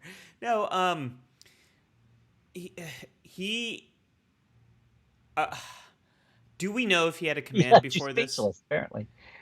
Because my impression is here's a guy who just thinks that he's taking his ship out for a little trip around the block to Saturn and back. I think they were Right. going to Saturn. He's doing a photo op. He's doing a Right. PR event. Yeah. Right. And Larry, like, imagine you have this bright and shiny new Enterprise, and you're just gonna take her around. It's gonna be ceremonial, and in walks Captain Kirk. Admiral Kirk. Admiral, if something's important, you make the time. In walks Captain Kirk and Scotty and Chekhov, and Spock's not there because he already felt like he had a good farewell in the previous movie. He, I would be so anxious and intimidated. Um, it would be so. How could you possibly feel like you have anything to contribute when you're standing in front of these heavyweights and your ship isn't even fully Legends. equipped? Icon. Um, I think he was completely terrified. And to his credit, Captain Kirk, what does he do in this second to last mission, maybe last mission, depends on what we're thinking Viridian 3 is. He empowers him. Verdian. Oh yeah, yes, he totally. Yes, he refuses to take the chair. Yeah, Yeah. yeah. And, when Captain Harriman's like, I'll go take care of it, and then Kirk goes, no. Captain's place is on the bridge of the Enterprise. I'll handle it. Um, it's a beautiful handoff there, and I think he was It's greatly intimidated. it's also a raging turnaround from young Kirk, who was okay. I'm off to do it myself because no one else can. Forget everything that's been invested in me and my training. I'm dashing off to be the first one down the planet we've never been to. Yeah. Phil asked a great question. Why is the fleet so small that the Enterprise is always the only ship in the area? Why is it always the only ship in the quadrant? Well, It's the only decent ship in the. Well, I've seen a lot of people retcon that into being that's just a philosophical. That was just the growth curve of Starfleet from April's time to Kirk's time to. I mean, like when there were 12 of the, it was like battleships thinking, and everything else is tiny support ships. To no, we just need a ton of battleships and mini battleships and sub battleships. But I just think that's and by you started in the movie era, it wasn't just there was budget to pay for more ships. It was the philosophy of Starfleet expanding. But then between the after the Borg, then you really had yeah, things things diversify change. and Yeah, the Dominion yeah. War. I think But that's it's a good way to think about it. I mean, we texture don't. not trivia hashtag. Yeah, we don't know what things were like with the Romulan War. My impression is in TOS, the Enterprise is so much on the frontier, and we just never see anyone else because they're out there. Hmm. They're way out there. They're exploring stuff, which is the same thing with the NX-01, and yeah, I got nothing more to say about that. Um, I well, we're in movies, and I'm jumping around here. I'm trying to keep up with the chat. I'm way behind. I'm an hour behind. But Tim Hands at one point said Larry doesn't like the Kelvin timeline movies, but in Star Trek '09, young Cadet Kirk asserts himself to take command when an emotionally comprised Spock steps down. So that's Kirk in any universe. No, it's not that I don't like the Kelvin timeline movies. I just don't think there's, aside from the fact that obviously they happened and they were made and they influenced a lot of people, I just don't have a lot of use for them because they're not making a lot of use for themselves. It's like they're going to be a stub on the tree of of the tree of Star Trek unless something radically changes. I'm just saying that they're of no real use to get, but they're useful for things. You know, they're always useful for things, and they're interesting and they have their own stories. I'm just don't think that I hate the Kelvin movies because they did a lot of good for Star Trek. I just don't spend any more time on them than I think they deserve. So anyway, but you're right. As a case of our assertiveness theme, Kirk did a Kirk in any universe, any timeline, and asserted himself right into being captain when there should have been a second officer after Spock. Yeah, I no, want the next officer in the chain of command after Spock. I frequently tell people how much I love the Kelvin timeline movies for the fun that they are. I mean, I see them completely just as Star Trek being a tentpole movie, and what happens when you pump, the biggest budget you can into a Star Trek motion picture. Which, by the way, was also Star Trek the motion picture was pumping a lot of money into that.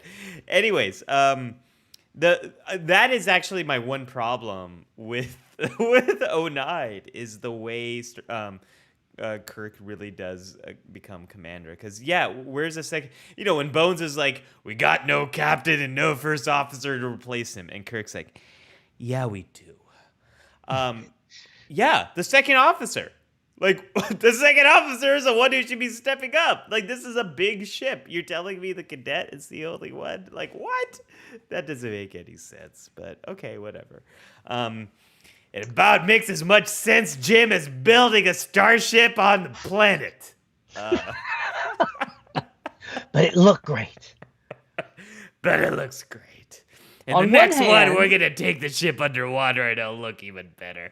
We want... See, it's modern Starfleet is all about looking at. No, we want young Kirk to ride up on his cycle and gaze longingly and have his whole life turned back around by the sight of this ship under construction. And you can't nobody can look into orbit and see a ship being built and under construction. Oh, really? What about Spock on Delta Vega looking up in the sky and seeing his home planet being destroyed? That happened that wasn't even in orbit. That was across. Shut up. And that was Prime. That was a Prime Spock too. Yes, Prime. When you're cross dimension like that, you have long range vision ability, so you can see across the sector. Oh man, we have said time more times in this episode than in any time we have in a previous Star Trek or previous Life Support Live episode. I don't know what's going on with the time today. We better watch it. Okay. We better watch it. A few more, Larry, from other cracks of the universe. Let's talk about Mayweather and Star Trek. It's been a long time. So here's So hit the point. I was looking at Enterprise, going, okay, and you know what? I almost pulled up Hoshi.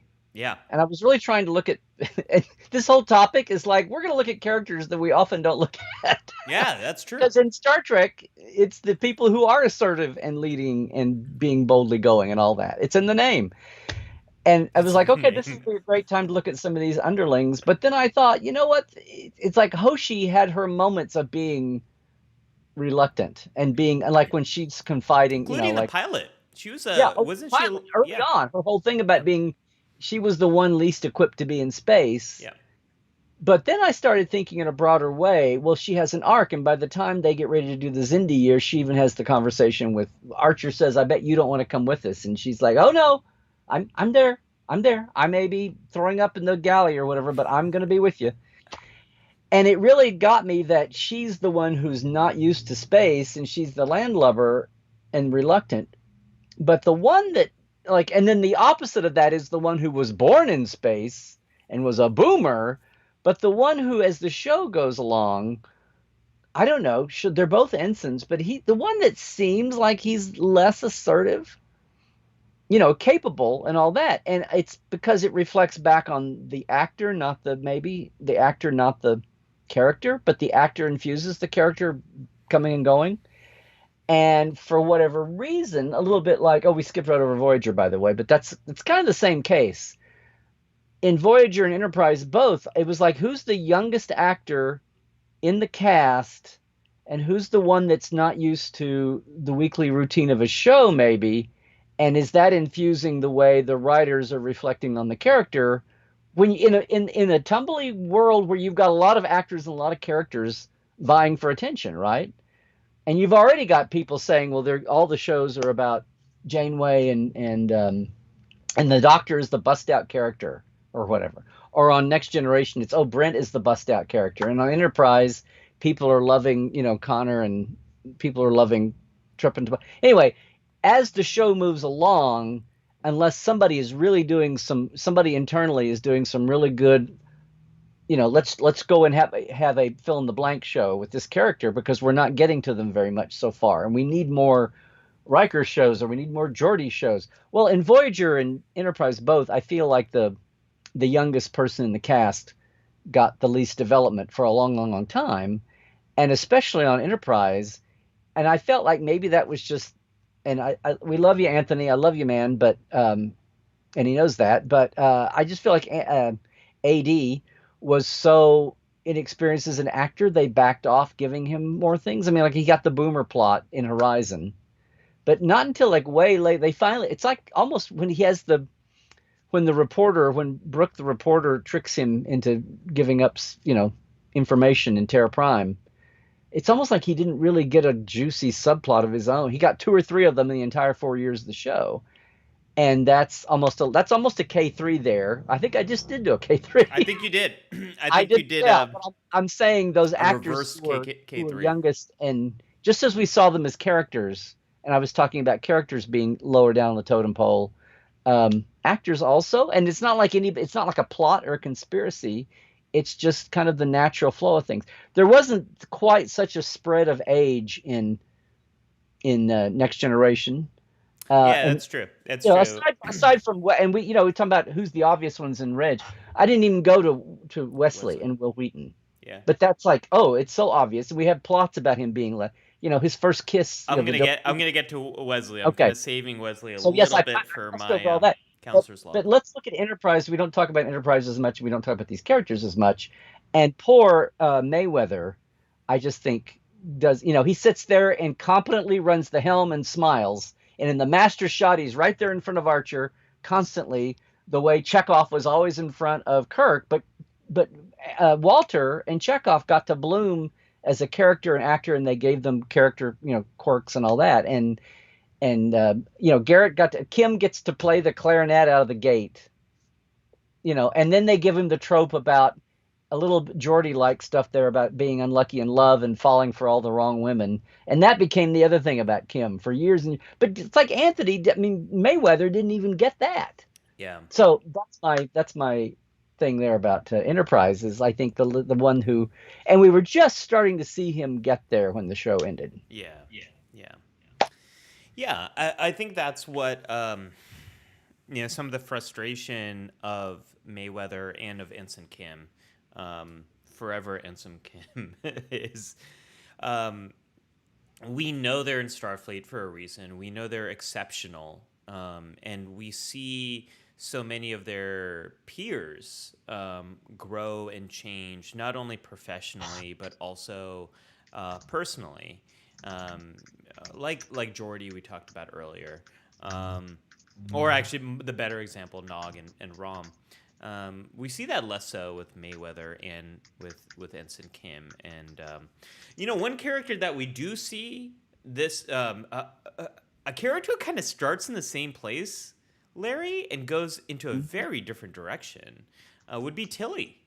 Let's talk about Tilly on Star Trek Discovery. Tilly, who's Now that's an arc. yeah. In Prime and Mirror.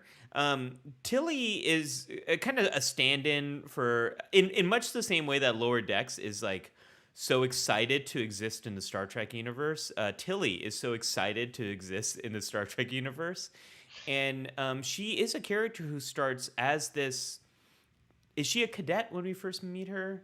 Um, Yeah, she's a fourth year cadet. Yeah. she's a fourth year cadet who is excited and nervous, but also terrified. And it kind of feels like like Hoshi in Fight or Flight, that second episode of Star Trek Enterprise, which is one of my favorite episodes of Star Trek Enterprise because it does make a random encounter with an alien ship so scary, which we haven't seen in a long time. But she kind of starts in that place, and we really slowly see her find her voice a little bit more and more confidence in sharing her voice. Now, she hasn't mastered any of that. She's still working on these things, but she's come a long way.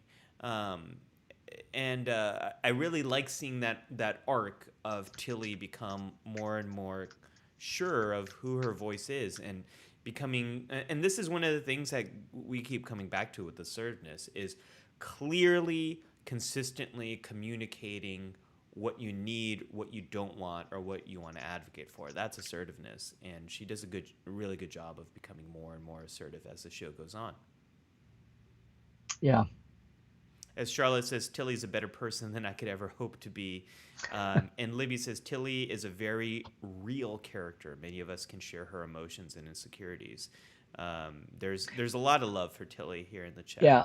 There's a lot of love for Tilly. And I remember thinking as Discovery started off, oh my, it's like, okay, well, here's a sop to the aughts and the angst of, Generation X and all. And I could see people who are already attacking the show for being so, PC with the two women of color leads and all that stuff, which I was like gagging over, and we would push back and go, come on, come on, come on.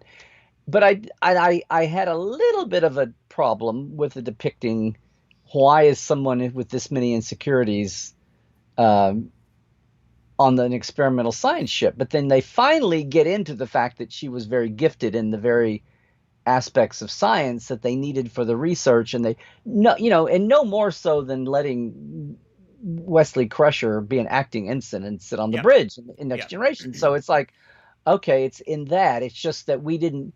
Wes was trouble. Wes was bumbling teenager, but she's bumbling 20 something. Yeah, if anything, And that's what was a little off-putting. But they quickly showed it, gave her an arc, and they showed her pushing herself. They showed Michael pushing her. yeah. So There's so many. There's a lot that you just say, which I think is right on point, Larry. Like, I mean, Wes is talented, but he's also highly privileged, being Dr. Crusher, the chief medical officer's son, and has incredible access that he wouldn't have otherwise. And he gets incredible mentoring um, that like he might not get otherwise. Mhm. And what you're saying here about Tilly being very talented and very experienced in a certain area of science and constantly questioning herself, that is what a lot of scientists go through. Like a lot of advanced training in sciences really makes you feel imposter syndrome. Like, do I really know what I'm talking about? Do I really belong? I'm surrounded by all these very competent, highly accomplished people. Do I belong here? So I love that part of Tilly too. That is very true to what the experience is becoming a scientist. Lastly, she has one of my favorite lines in Star Trek Discovery, which let's see if this plays. Looks like it's playing. Yeah. I, It's video. it's a little gif. I love feeling feelings is one of my favorite lines, and I quote it all the time, and it And comes I from think that's a Tilly. line that drove about a fourth of fandom crazy. But yeah. Probably every line from Star Trek Discovery drives a quarter of fandom wild, and it's the nature of the When fandom. I think of a Tilly line, especially one that can be repeated for kids, I always think of that's the power math people, and that's Oh, that's a great. yeah. Yeah, yeah, yeah. That's a great I one. can't even remember what the F bomb line is aside from it's an F bomb. She says something about science, fucking Yeah, science, yeah, whatever. I know. I know. Last one, Larry, before we move forward in our segments here, is a Star Trek Picard example. Yeah, and it's like I've heard from a former Star Trek production person that the thing they hold against the live action shows so far is that it's like, does every regular cast have to be broken people now? Like, can't somebody be heroically and mostly healthy with a few, with a few dark spots? And Picard, though, we've talked about Raffi and her, her addiction issues and her family relationship issues and the work life balance that got her into her family, and Rios and his trauma from his captaincy. I mean, his captain, everybody, Picard too, and Seven and all that. But Agnes or Dr. Girardi there is the one that's talking about. She's very competent in her field. She's a little shaken, but the events of Picard like totally take her out of her comfort zone and throw her into this thing. Now she's being motivated. We find out eventually. Spoiler alert, by Commander O. Commander Why O. nobody saw Is that? it Commodore O or Huh? Commander? Oh, yeah, Commodore. Commodore. Okay, so Commodore O with the she gets a cool rank we haven't heard of in a sunglasses. century, and then she gets a name that does not sound very Vulcan at all. Does not suspicious to me at all. No, but she's basically not brainwashed, but she's basically set up here on a false mission. Maybe a little melding power, but she commits murder for a false motivation, and then she's all torn up and guilty about it, as she should be. But she's totally a fish out of water, which can also lead to us being, for whether it's long term or short term. We're not very assertive when we're totally in a in an arena that we're not trained for.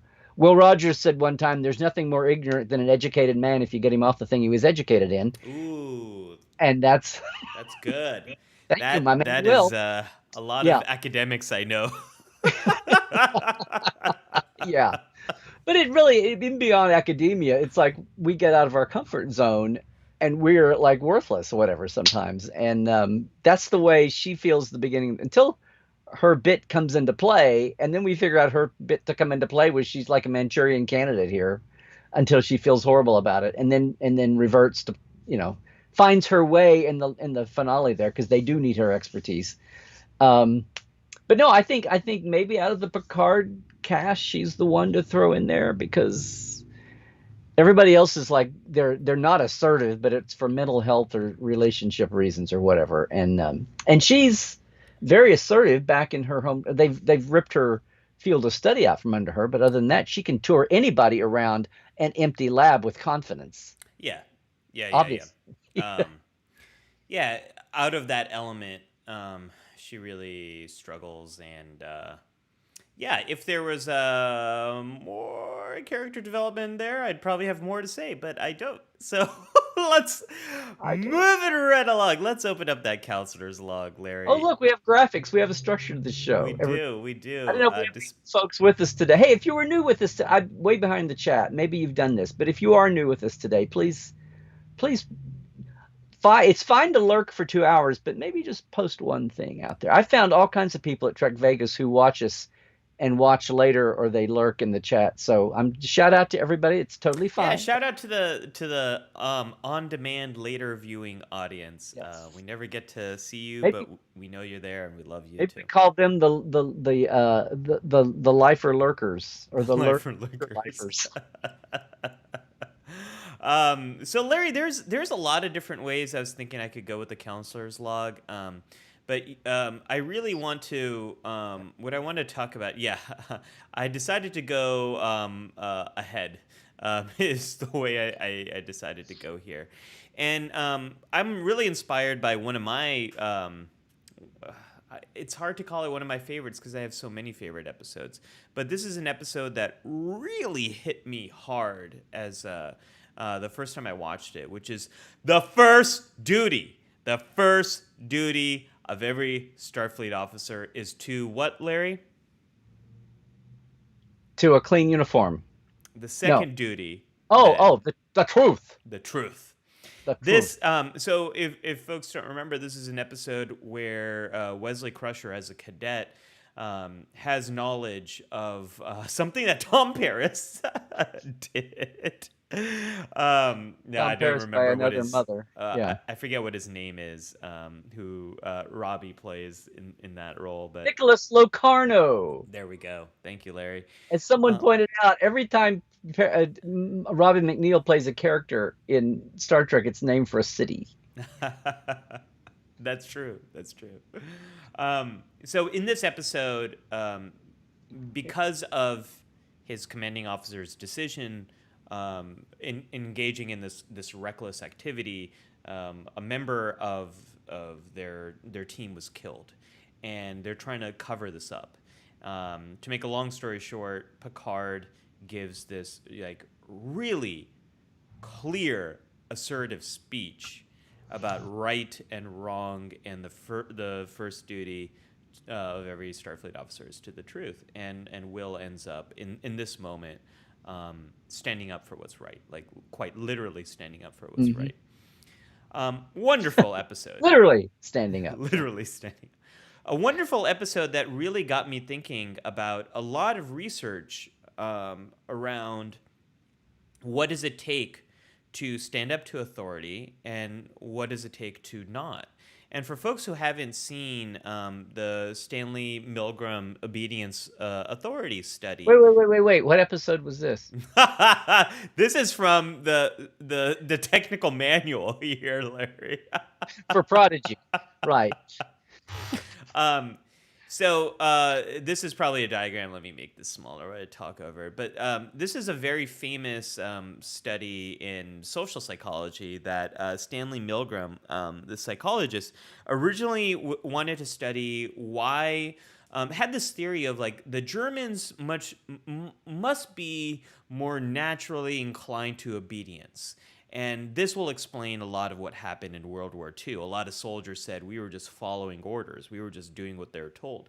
So Stanley Milgram had this idea that like I'm gonna demonstrate that the Germans are more likely to obey authority than Americans are.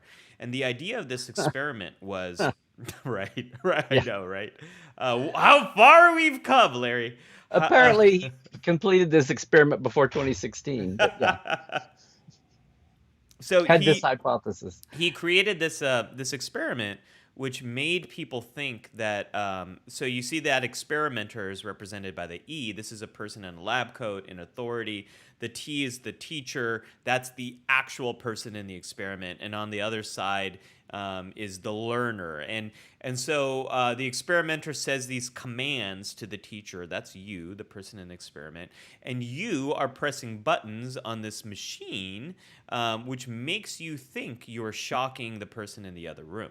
Now, no one was actually being shocked. That was all just a part of the deceit of this experiment. But this experiment was first done in, I think it was done in outside Yale in the United States, and 65% of the people in this experiment, 65%, administered the final massive shock of 450 volts, where they heard the person, they thought they heard the person in the other room saying, I have a heart condition, stop, please. And the experimenters say, for the sake of this experiment, we have to keep going. Now, Stanley Milgram never did the rest of this experiment in Germany. It was originally supposed to be done in the US and then Germany and show like, look, the Germans go so much farther. And what the result of this research has shown us is given the right social circumstances, it is very hard to stand up to authority. But what often doesn't get discussed with this experiment is under the right circumstances, it can become easier to stand up to authority. Milgram did a bunch of versions of this experiment, and the closer that person that you thought you're shocking, the closer that person is to you, the easier it is for you to stand up to authority. The more directly you see the impact, the easier it is. And the other thing that's been shown in this research and also other research, this is a fun one where Solomon Asch did this research where there's these three lines, right? Let me make this much bigger, actually. There's these three lines, A, B, and C, and you are asked in a group situation, hey, this one line you see over here, which one is it most similar to? And when a group of people all give the wrong answer, Oh, it is most people give the wrong answer too, right? Conformity. When the social pressure is such that it's pressuring you to conform, it's very hard to stand up to that. But what Milgram's study to obedience, what Solomon Ash's study to conformity has also shown is Wait, when one person stands up, it becomes incredibly, not incredibly easier, but much, much, much easier for other people to stand up. So the thing about this that why I'm bringing this up is social pressure makes it very hard to go against. Oh, there goes my mic. Social pressure makes it very hard to go against what most people are saying, which is one of the reasons why assertiveness is so hard, because you're often being assertive to say no or to change things. But what we also know is you can do things to make it easier for people to stand up for themselves, which is one of the reasons why one of the best things you can do for a team of people is make it easy to say dissenting points of view. One of the things that a lot of IO psychologists, industrial organizational psychologists, these are psychologists oh, that work in business organizations, they will often tell people appoint one person in each meeting to be the devil's advocate, be the person who is asked to ask the tough questions, mm-hmm. ask why this isn't going to An work. ombudsman Yes, yes, and when you do that, that is directly coming or out of all this inspector research. general, the way they do in government. Yes, Yeah. when you have someone whose job it is, that person, it's safer for them to speak up. And it makes it easier for other people to do this. I mentioned this series a long time ago, but if you haven't seen the Space Shuttle Challenger documentary on Netflix, it's wonderful. That was one of the Yeah. problems, is there was a stomping down of dissenting points of view. So the first duty is a wonderful example of this. Picard tells Wesley, "You must speak up to the truth." He makes it easier for Wesley to do the right thing in that moment.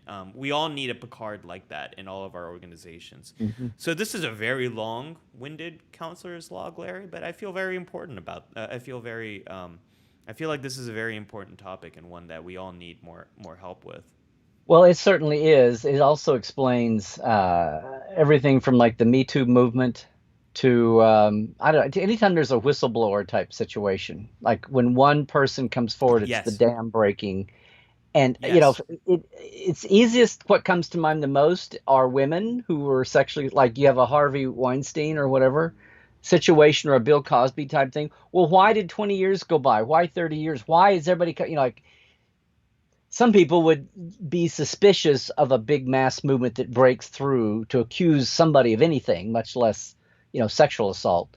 But anything like that, it's like, why did everybody wait 30 years before all these accusations came out? And why, and there's, oh, it's a copycat thing. One person comes out and everybody wants in either for the publicity or for the money amount, if there's going to be financial damages. And it's like, and people don't, what you just said, it's a social pressure thing. And it takes somebody to break the mold and cause the damned, whatever it is. And Yeah. yes, standing up for the truth, even just in a situation like Wesley there and the truth.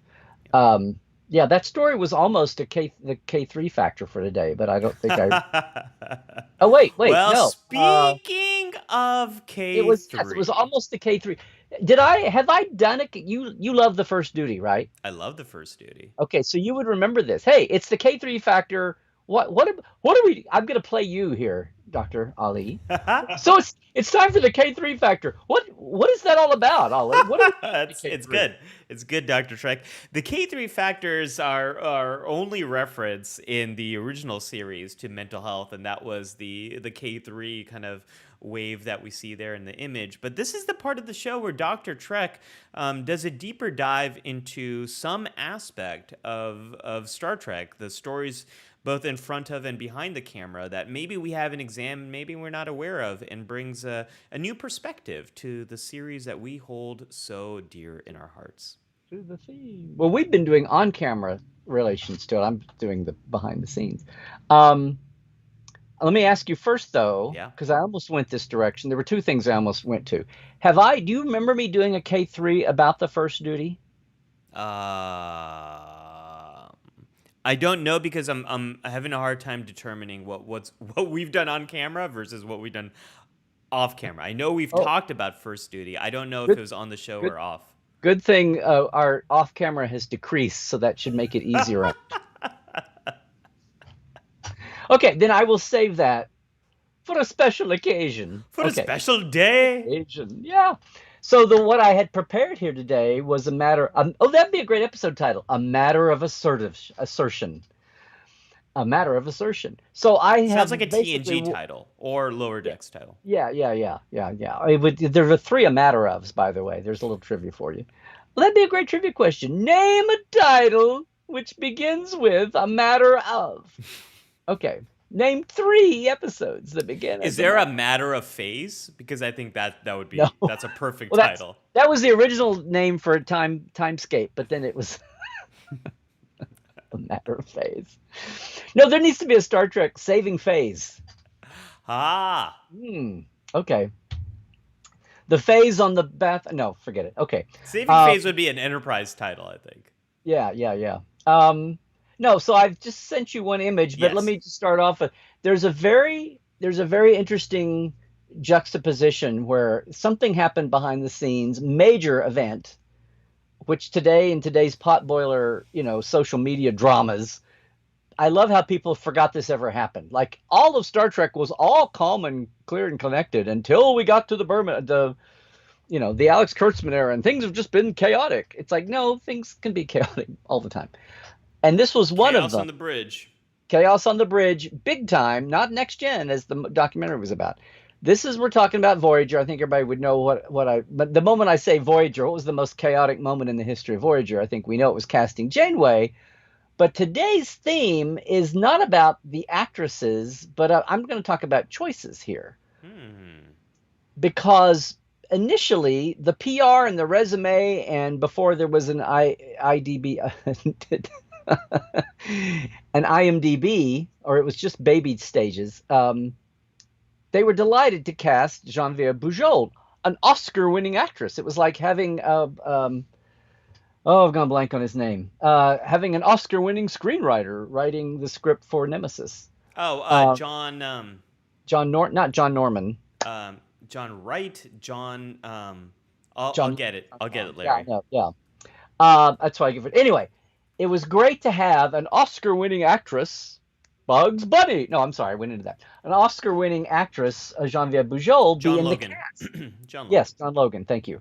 Um, and they were so excited about that. But there were a couple of wonder. There was a lot of, she's only shot movies. Shooting TV is rough, and not to be ageist here, but she was not, a 20 something, 30 something. She was in her 50s going on 60 by then. So she had the maturity of years to play a captain. But there's also the bit about the stamina to handle, long, insane TV days, especially in the 26 episodes a year days. And that gets chalked up a lot. People will say, "Oh well, she didn't really want to commit to. She didn't realize about the rigors of a TV." She herself took her out of the, as Jerry Taylor very famously said, and as she said again recently at Vegas, that she saved them the trouble of firing her after 2 days when they realized it wasn't going to work out.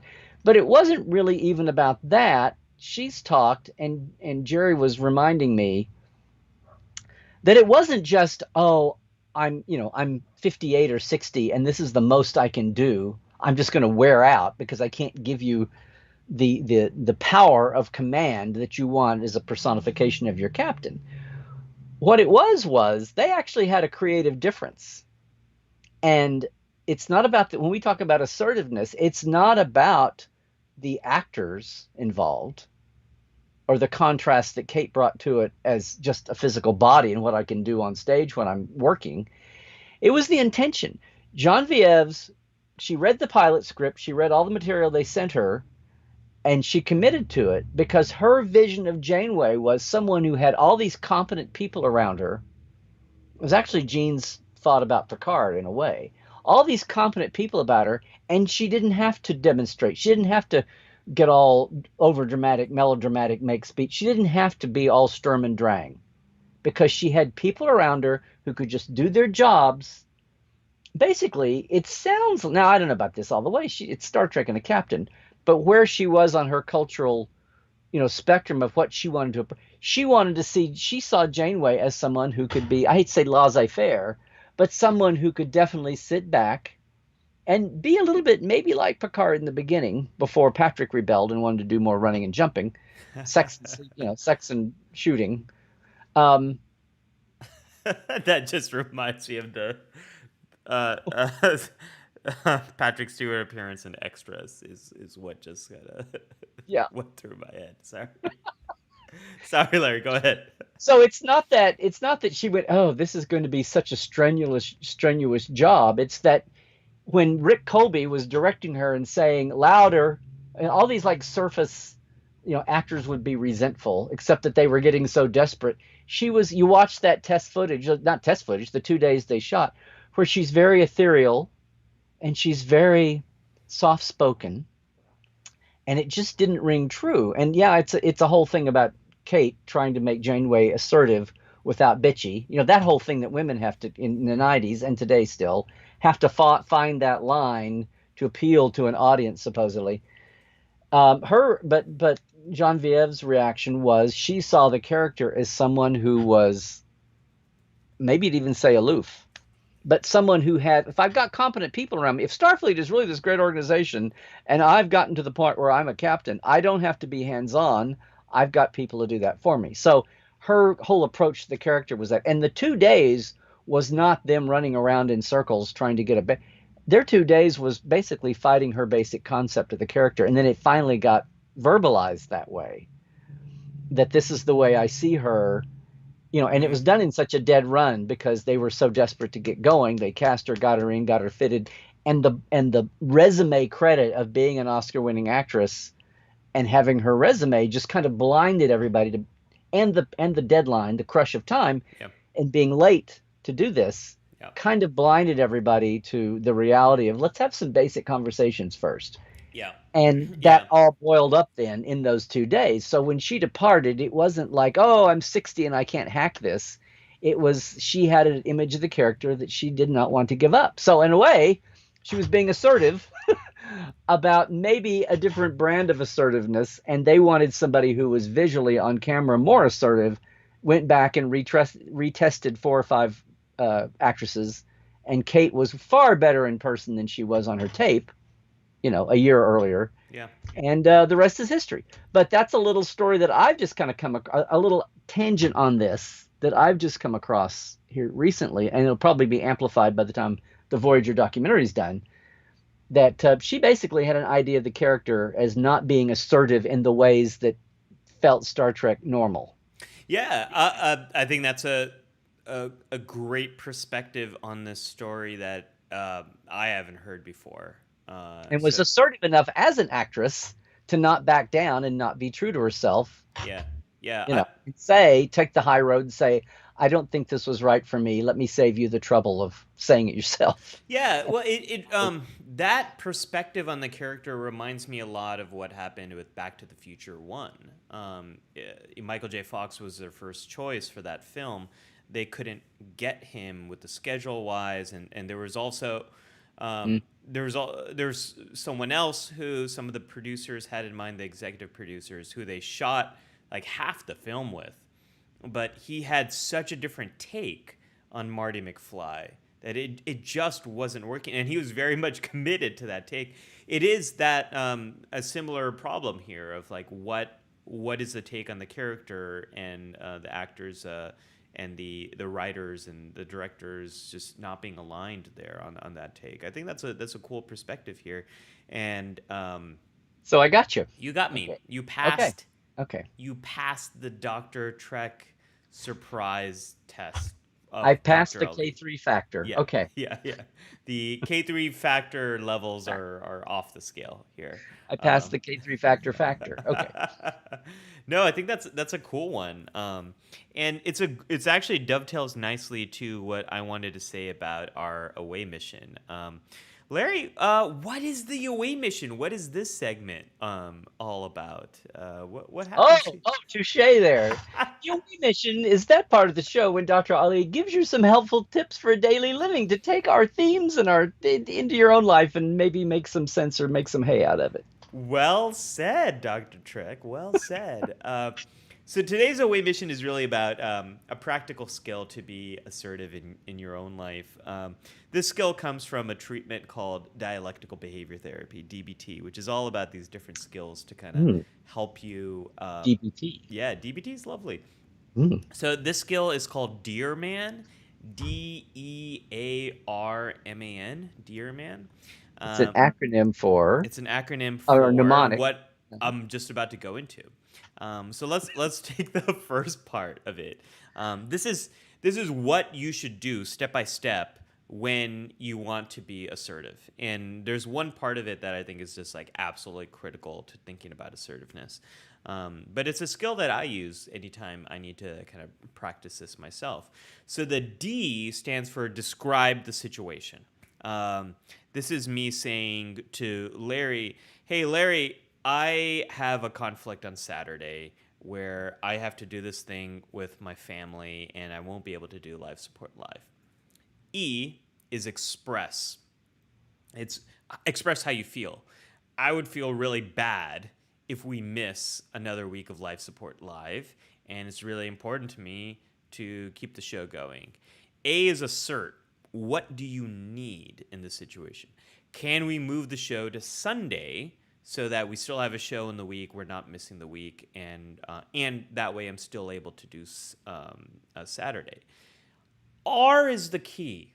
R is where you talk about um, why this might be rewarding for you, not just for me. Why it's good for me, but why it would be good for you. That's what the R is in assertive and Dear Man.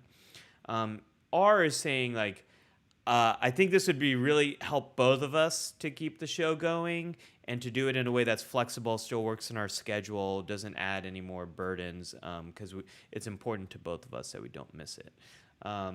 That's the dear part, and the key that a lot of people miss. They'll describe the situation, express how they feel, assert what they need, but they often don't talk about how this will help other people. I once did this, Larry. Someone was talking during a movie, and I could not pay attention to the movie. And it described the situation. Hey, I'm not sure you noticed this, but I'm not sure you know this, but I can hear you talking over here. It's kind of distracting for me. Would you mind talking outside the theater or just stopping your conversation? That's the DEA part. But the R was to reinforce. I would hate if other people were able to hear you too, and they might get upset at you, and I don't want that to happen.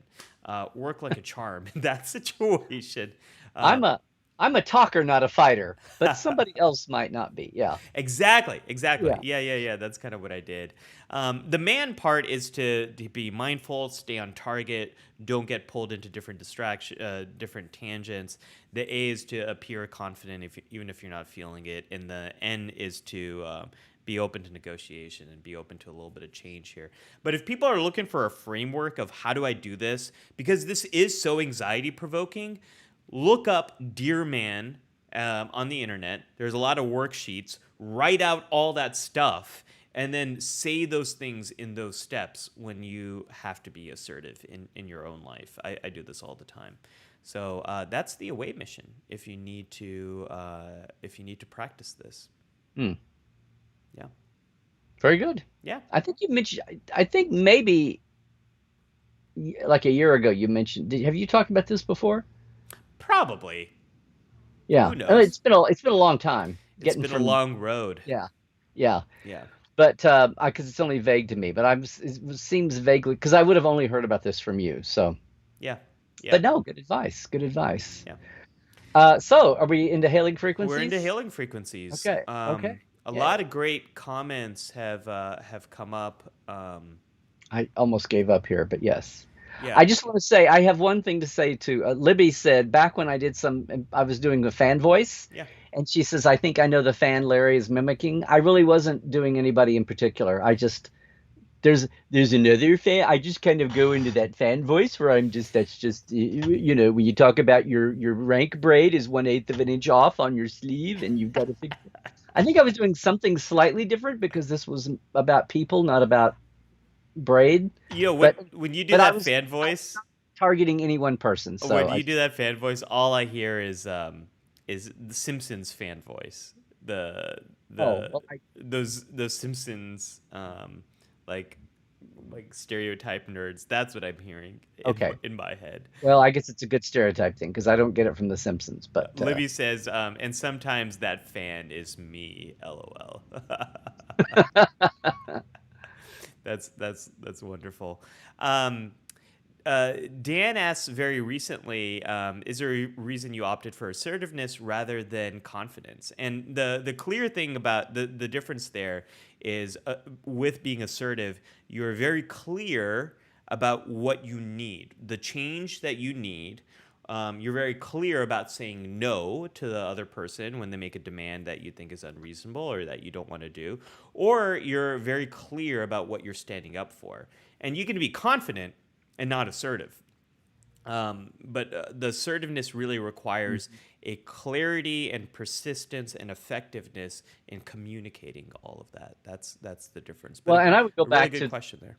yeah, I would also go back to the initial inspiration point, Dan, Yes. because the initial point was the moment when Boimler and Jet went. They suddenly realized they had two other guys there that had a perfectly good idea, and the other two were like, they were a lack of confidence. They had total confidence in their idea. They were just not being assertive with it. Yes. Yes. That's So yeah, that's a great point, Larry. Great point. anytime, Doctor, anytime. I'm here Glenn, I think, got them all. He was a I first still think person. you set the timer for 4 minutes, not 5 minutes, but we won't go back there. Okay.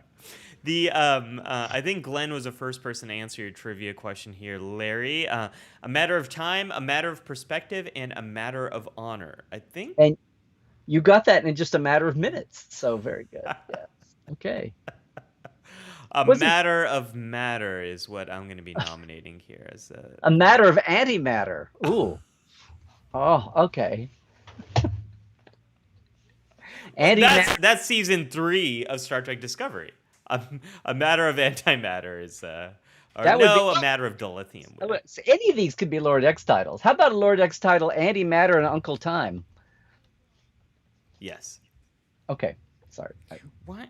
Larry, my audio just got really weird. We can It's hear you fine. I can hear you fine. You're hearing things fine. You're hearing me fine? I am, but maybe that's over Skype, not over. You sound like a Cylon right now in my Oh, headphones. really? Oh. It's probably just a me thing. I Do I don't. need a red filter? Oh wait, that's original Cylons.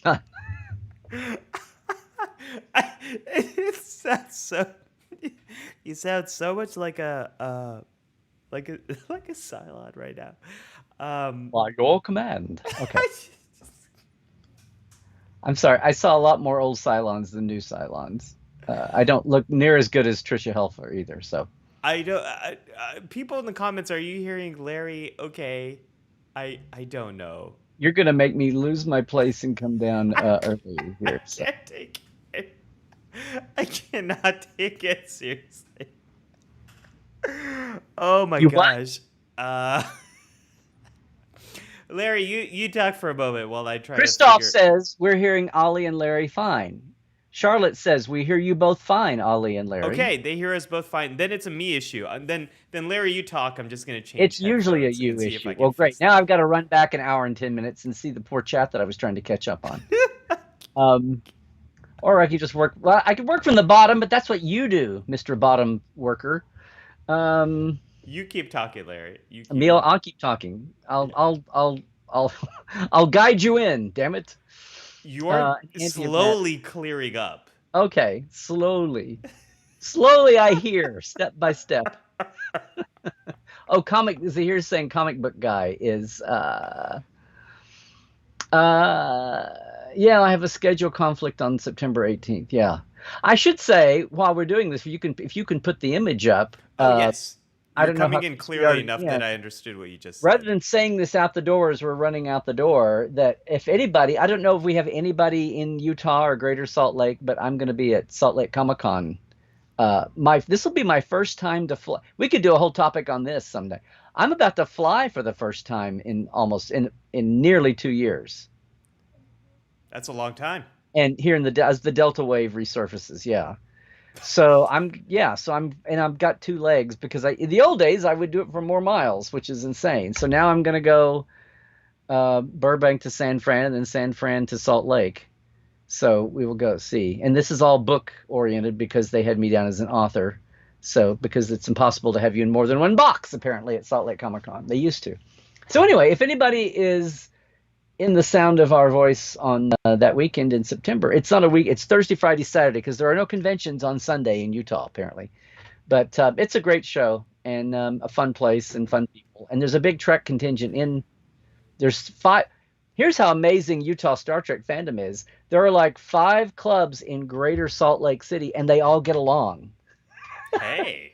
There aren't 5 clubs because people ran off and started a new club over the years. There's 5 clubs and they all get along and they're great. But if there's anybody passing through or around the area that has no idea of any of this, come down and say hi that weekend. Well, Larry, you are coming in loud and clear now as I change my headphones. So clearly, this is a All problem about you.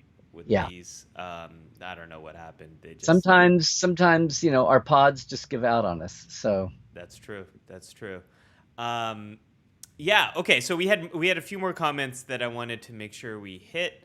Um, Scott said the Wrath of Khan transporters are ridiculously colorful and animated, and that's what I love about them when we were talking about transporters.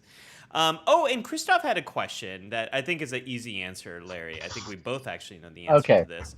When Best of Both Worlds was written, did Sir Patrick have a contract for the following season? They did. I think they all had 5-year contracts with extendable to 7 because 7 was always the bean counters amortization. All the budgets were set up thinking that they would run 7 years based on the business model of 1987 or 1986. And by the time we got to 1994, the world had turned over, but they still did the same contracts for DS9 and even Voyager a little bit. But there was talk about that, or that he would go off on people have contracts before and would not threaten to leave. They threaten to leave, but it's all a contract ploy. A ploy. For salary. A ploy. Ahoy polloi ploy. And that was kind of what was going on. Michael Piller didn't know if he had just survived this hell year, but he had just gotten things turned around. He was debating a year of hell? What?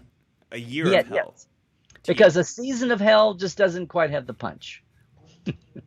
And a series of hell would make no sense outside of the UK. So, yeah. So he was very low key threatening or like mumbling about it, but it was never like big time. But like they Loki? It was like Loki threatening. Yes, Loki threatening. Yeah. It's tricky. You're stalking me on that Loki thing, aren't you? That wasn't even a live support live thing. I got ridiculed for saying Loki on Tuesdays Live one time.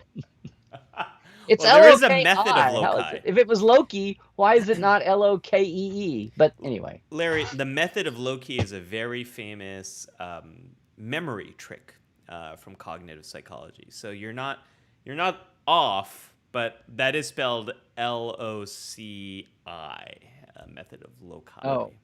Well, I thought Loci was like more than one locus. It is. It is. It's the plural. It's and there you go, folks. Welcome to Latin Support Live. We need something. Okay. How about you? I was carrying this for a while. You were. Oh yeah. Jared said, since we're talking about assertiveness, I feel comfortable enough to give this question or to give this example of casual assertiveness on behalf of the Live Support Live community. So Ali, will you finally join us for the next Zoomy chatty thingy? Yes, I would love to join a Zoomy chatty thingy. The problem is usually when Jared, you're running those, it's usually because I'm not here, which is why we're not doing Live usually Support Live. His Yeah. It's now the usually 18th me. will be my deal again. Yeah. So. And when Larry is off, I try to schedule something for the family stuff when he's off too. So that's the challenge with the Zoomy chatty things, but I would love to join one day. Just have an afternoon family thing, and just, it's tricky. It is leave tricky. your lovely wide open 10 a.m. Saturday free time for the Zoomy chatty. Hope everybody knows what we're talking about. If you don't, Jared, and he's probably said it in the chat, Jared has I don't know if this will always happen, but on the weeks now when Ollie and I can't move to Sunday or throw a watch along in or do something to fill up, but we have to take Saturday off. Jared has stepped in and run a Zoomy chatty thing on Zoom. It's a Zoom meetup, and they've had like lots of people, 17 people, 10 people have been in on them. So thank you again, Jared, for doing that. And that's what the Zoomy chatty thing is a ZCT. It's an ZZ. LSL ZCT.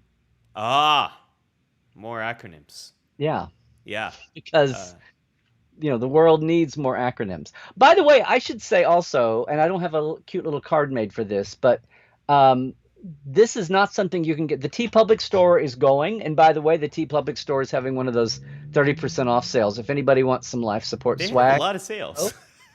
they do. Here, guys, I know Scott and I've already talked about this. They have like 2 sales a month for 4 or 5 days. So if you don't, it's almost like I want to say don't.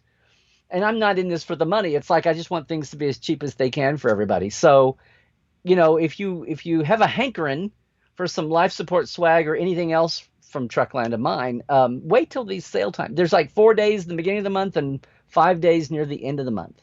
So, and we will, but you can almost check if you start to go there and there's not a little slash with a savings on it on the T Public Truckland-shop. Just hold off a week because you'll probably be able to get something for cheaper. But these guys, these bad boys, are not T Public. I had to have these done up special, these and my Portal 47 glasses. So if you're interested in these, they're $10 plus the postage. I know, but DM me, get a hold of me, Larry@LarryNetcheck.com. I've only got 20 some of them, so there's not a ton of them, but but they're very good stuff. And uh, this is what I've wanted all along. T Public has the travel mugs, and this is my drink of choice when I'm not traveling. So, one episode that came up that I think is we didn't talk about, Larry, but is a wonderful one. This is a comment from Nathaniel a while back. Riker and it's a wonderful Pegasus episode. is Yeah, also an yes. interesting case. He asserts himself when confronted by the Unity, but it boxes him into silence that keeps him into a moral quandary, endangering the Enterprise in the process. That is a wonderful episode. That also is referenced in a not so great episode. These are the voyages, but I think that's it's a That's really great yeah. point. That's a great way of looking at youth versus maturity as far as Yeah, assertiveness goes, which yeah, is natural, which is totally natural, which is what I tried to, preface at the very beginning. yeah. But it's from the standpoint of the adult looking back at his youth. And now here's a chance for, if you thought you made a mistake when you were younger, here's Riker's chance to right the wrong that he always felt like he did. He should have stood up for his principles, but he was too young and went with his captain, loyalty over that. And now here's a chance for him to correct that. Yep. So And then uh, Rislin, Rastlin 53 also. Hope I got that right. Says to Dr. Ali, you need more items on the bookshelf behind you, preferably DS9 stuff. I'm working on it. It's coming. There are all the boxes here. I just need to unpack that stuff and put it there. Hopefully soon. I don't know unless I sent you my script collection. There's enough DS9 stuff in the universe to fill up all those shelves. But I have a miniature DS9 that'll go back there definitely. We'll see. We'll see what else kind of lines up there. Larry, it is that time of the it is that time. show when There's no show to have time for. there's no time to talk about how we're out of time. So, Larry, between now and next week, where can people find more from Trekland? LarryNetcheck.com is where you can go find everything. But just know that we are doing now at 1 p.m. Tuesdays, 4 p.m. Eastern. What is that? 9 p.m. UK time. Life Support Live. Life Support Live is this show. Wrong show. What I just mentioned was Trekland Tuesdays Live, where I have a topic every week. We have live chat interaction there. A lot of fun with the TTLers. And then also on Tuesday every week, the Trek Files drops over at roddenberry.com or wherever fine podcasts are caught. You can find the Trek Files and our documents of the week and our guests. And otherwise, Everything, Yeah, everything on Trekland is there. and I mentioned Salt Lake coming up. Yes. yep, and Trekland is back with not Trekland. Trek Files is back with a whole new season, right? You all started Yeah, a yeah. few. We're 7 episodes Yeah, in. Yes. yeah, Susan sacked it last week, yep. so Roddenberry's long-term assistant. Yeah. I am at the Psych Show on YouTube. We had a new episode. It's just me. What's we? I do have an editor. Editorial we sounds more I impressive. I have an editor, Diana Chang. She's amazing. So I guess there's a little bit of we there. There's a I had an episode on intrusive thoughts and how to deal with that. That just came out, and that came out, I I have think. been thinking about that a lot lately. Yeah, well, I'm trying to make a joke about intrusive thoughts and nothing's coming to mind. Yeah, and other than that, just add Ollie Matu on social media is where to find me. And Larry, we don't know what we're going to be talking about on the next episode of Life Support Live. There's been we're a little behind on Lower Decks. We've got some ideas of what to do, but we'll be inspired by what comes our way this next week on Lower Decks. There's always something in Star Trek to talk about, and we'll be back to talk about more of it. Oh, I'm sorry. I was trying to think if I could think of something about Star Trek to talk about, and I just wasn't coming up with anything. Sorry. That's it. We've exhausted all 800 episodes. I knew it happened. It only took 67 hours, or 67 2 hours to talk about every single thing. Larry, we'll always have Paris, right? Always have Tom Paris, because he exists at every point of the galaxy. We'll always have Locarno. Yes. Live long and prosper, folks. Trek well.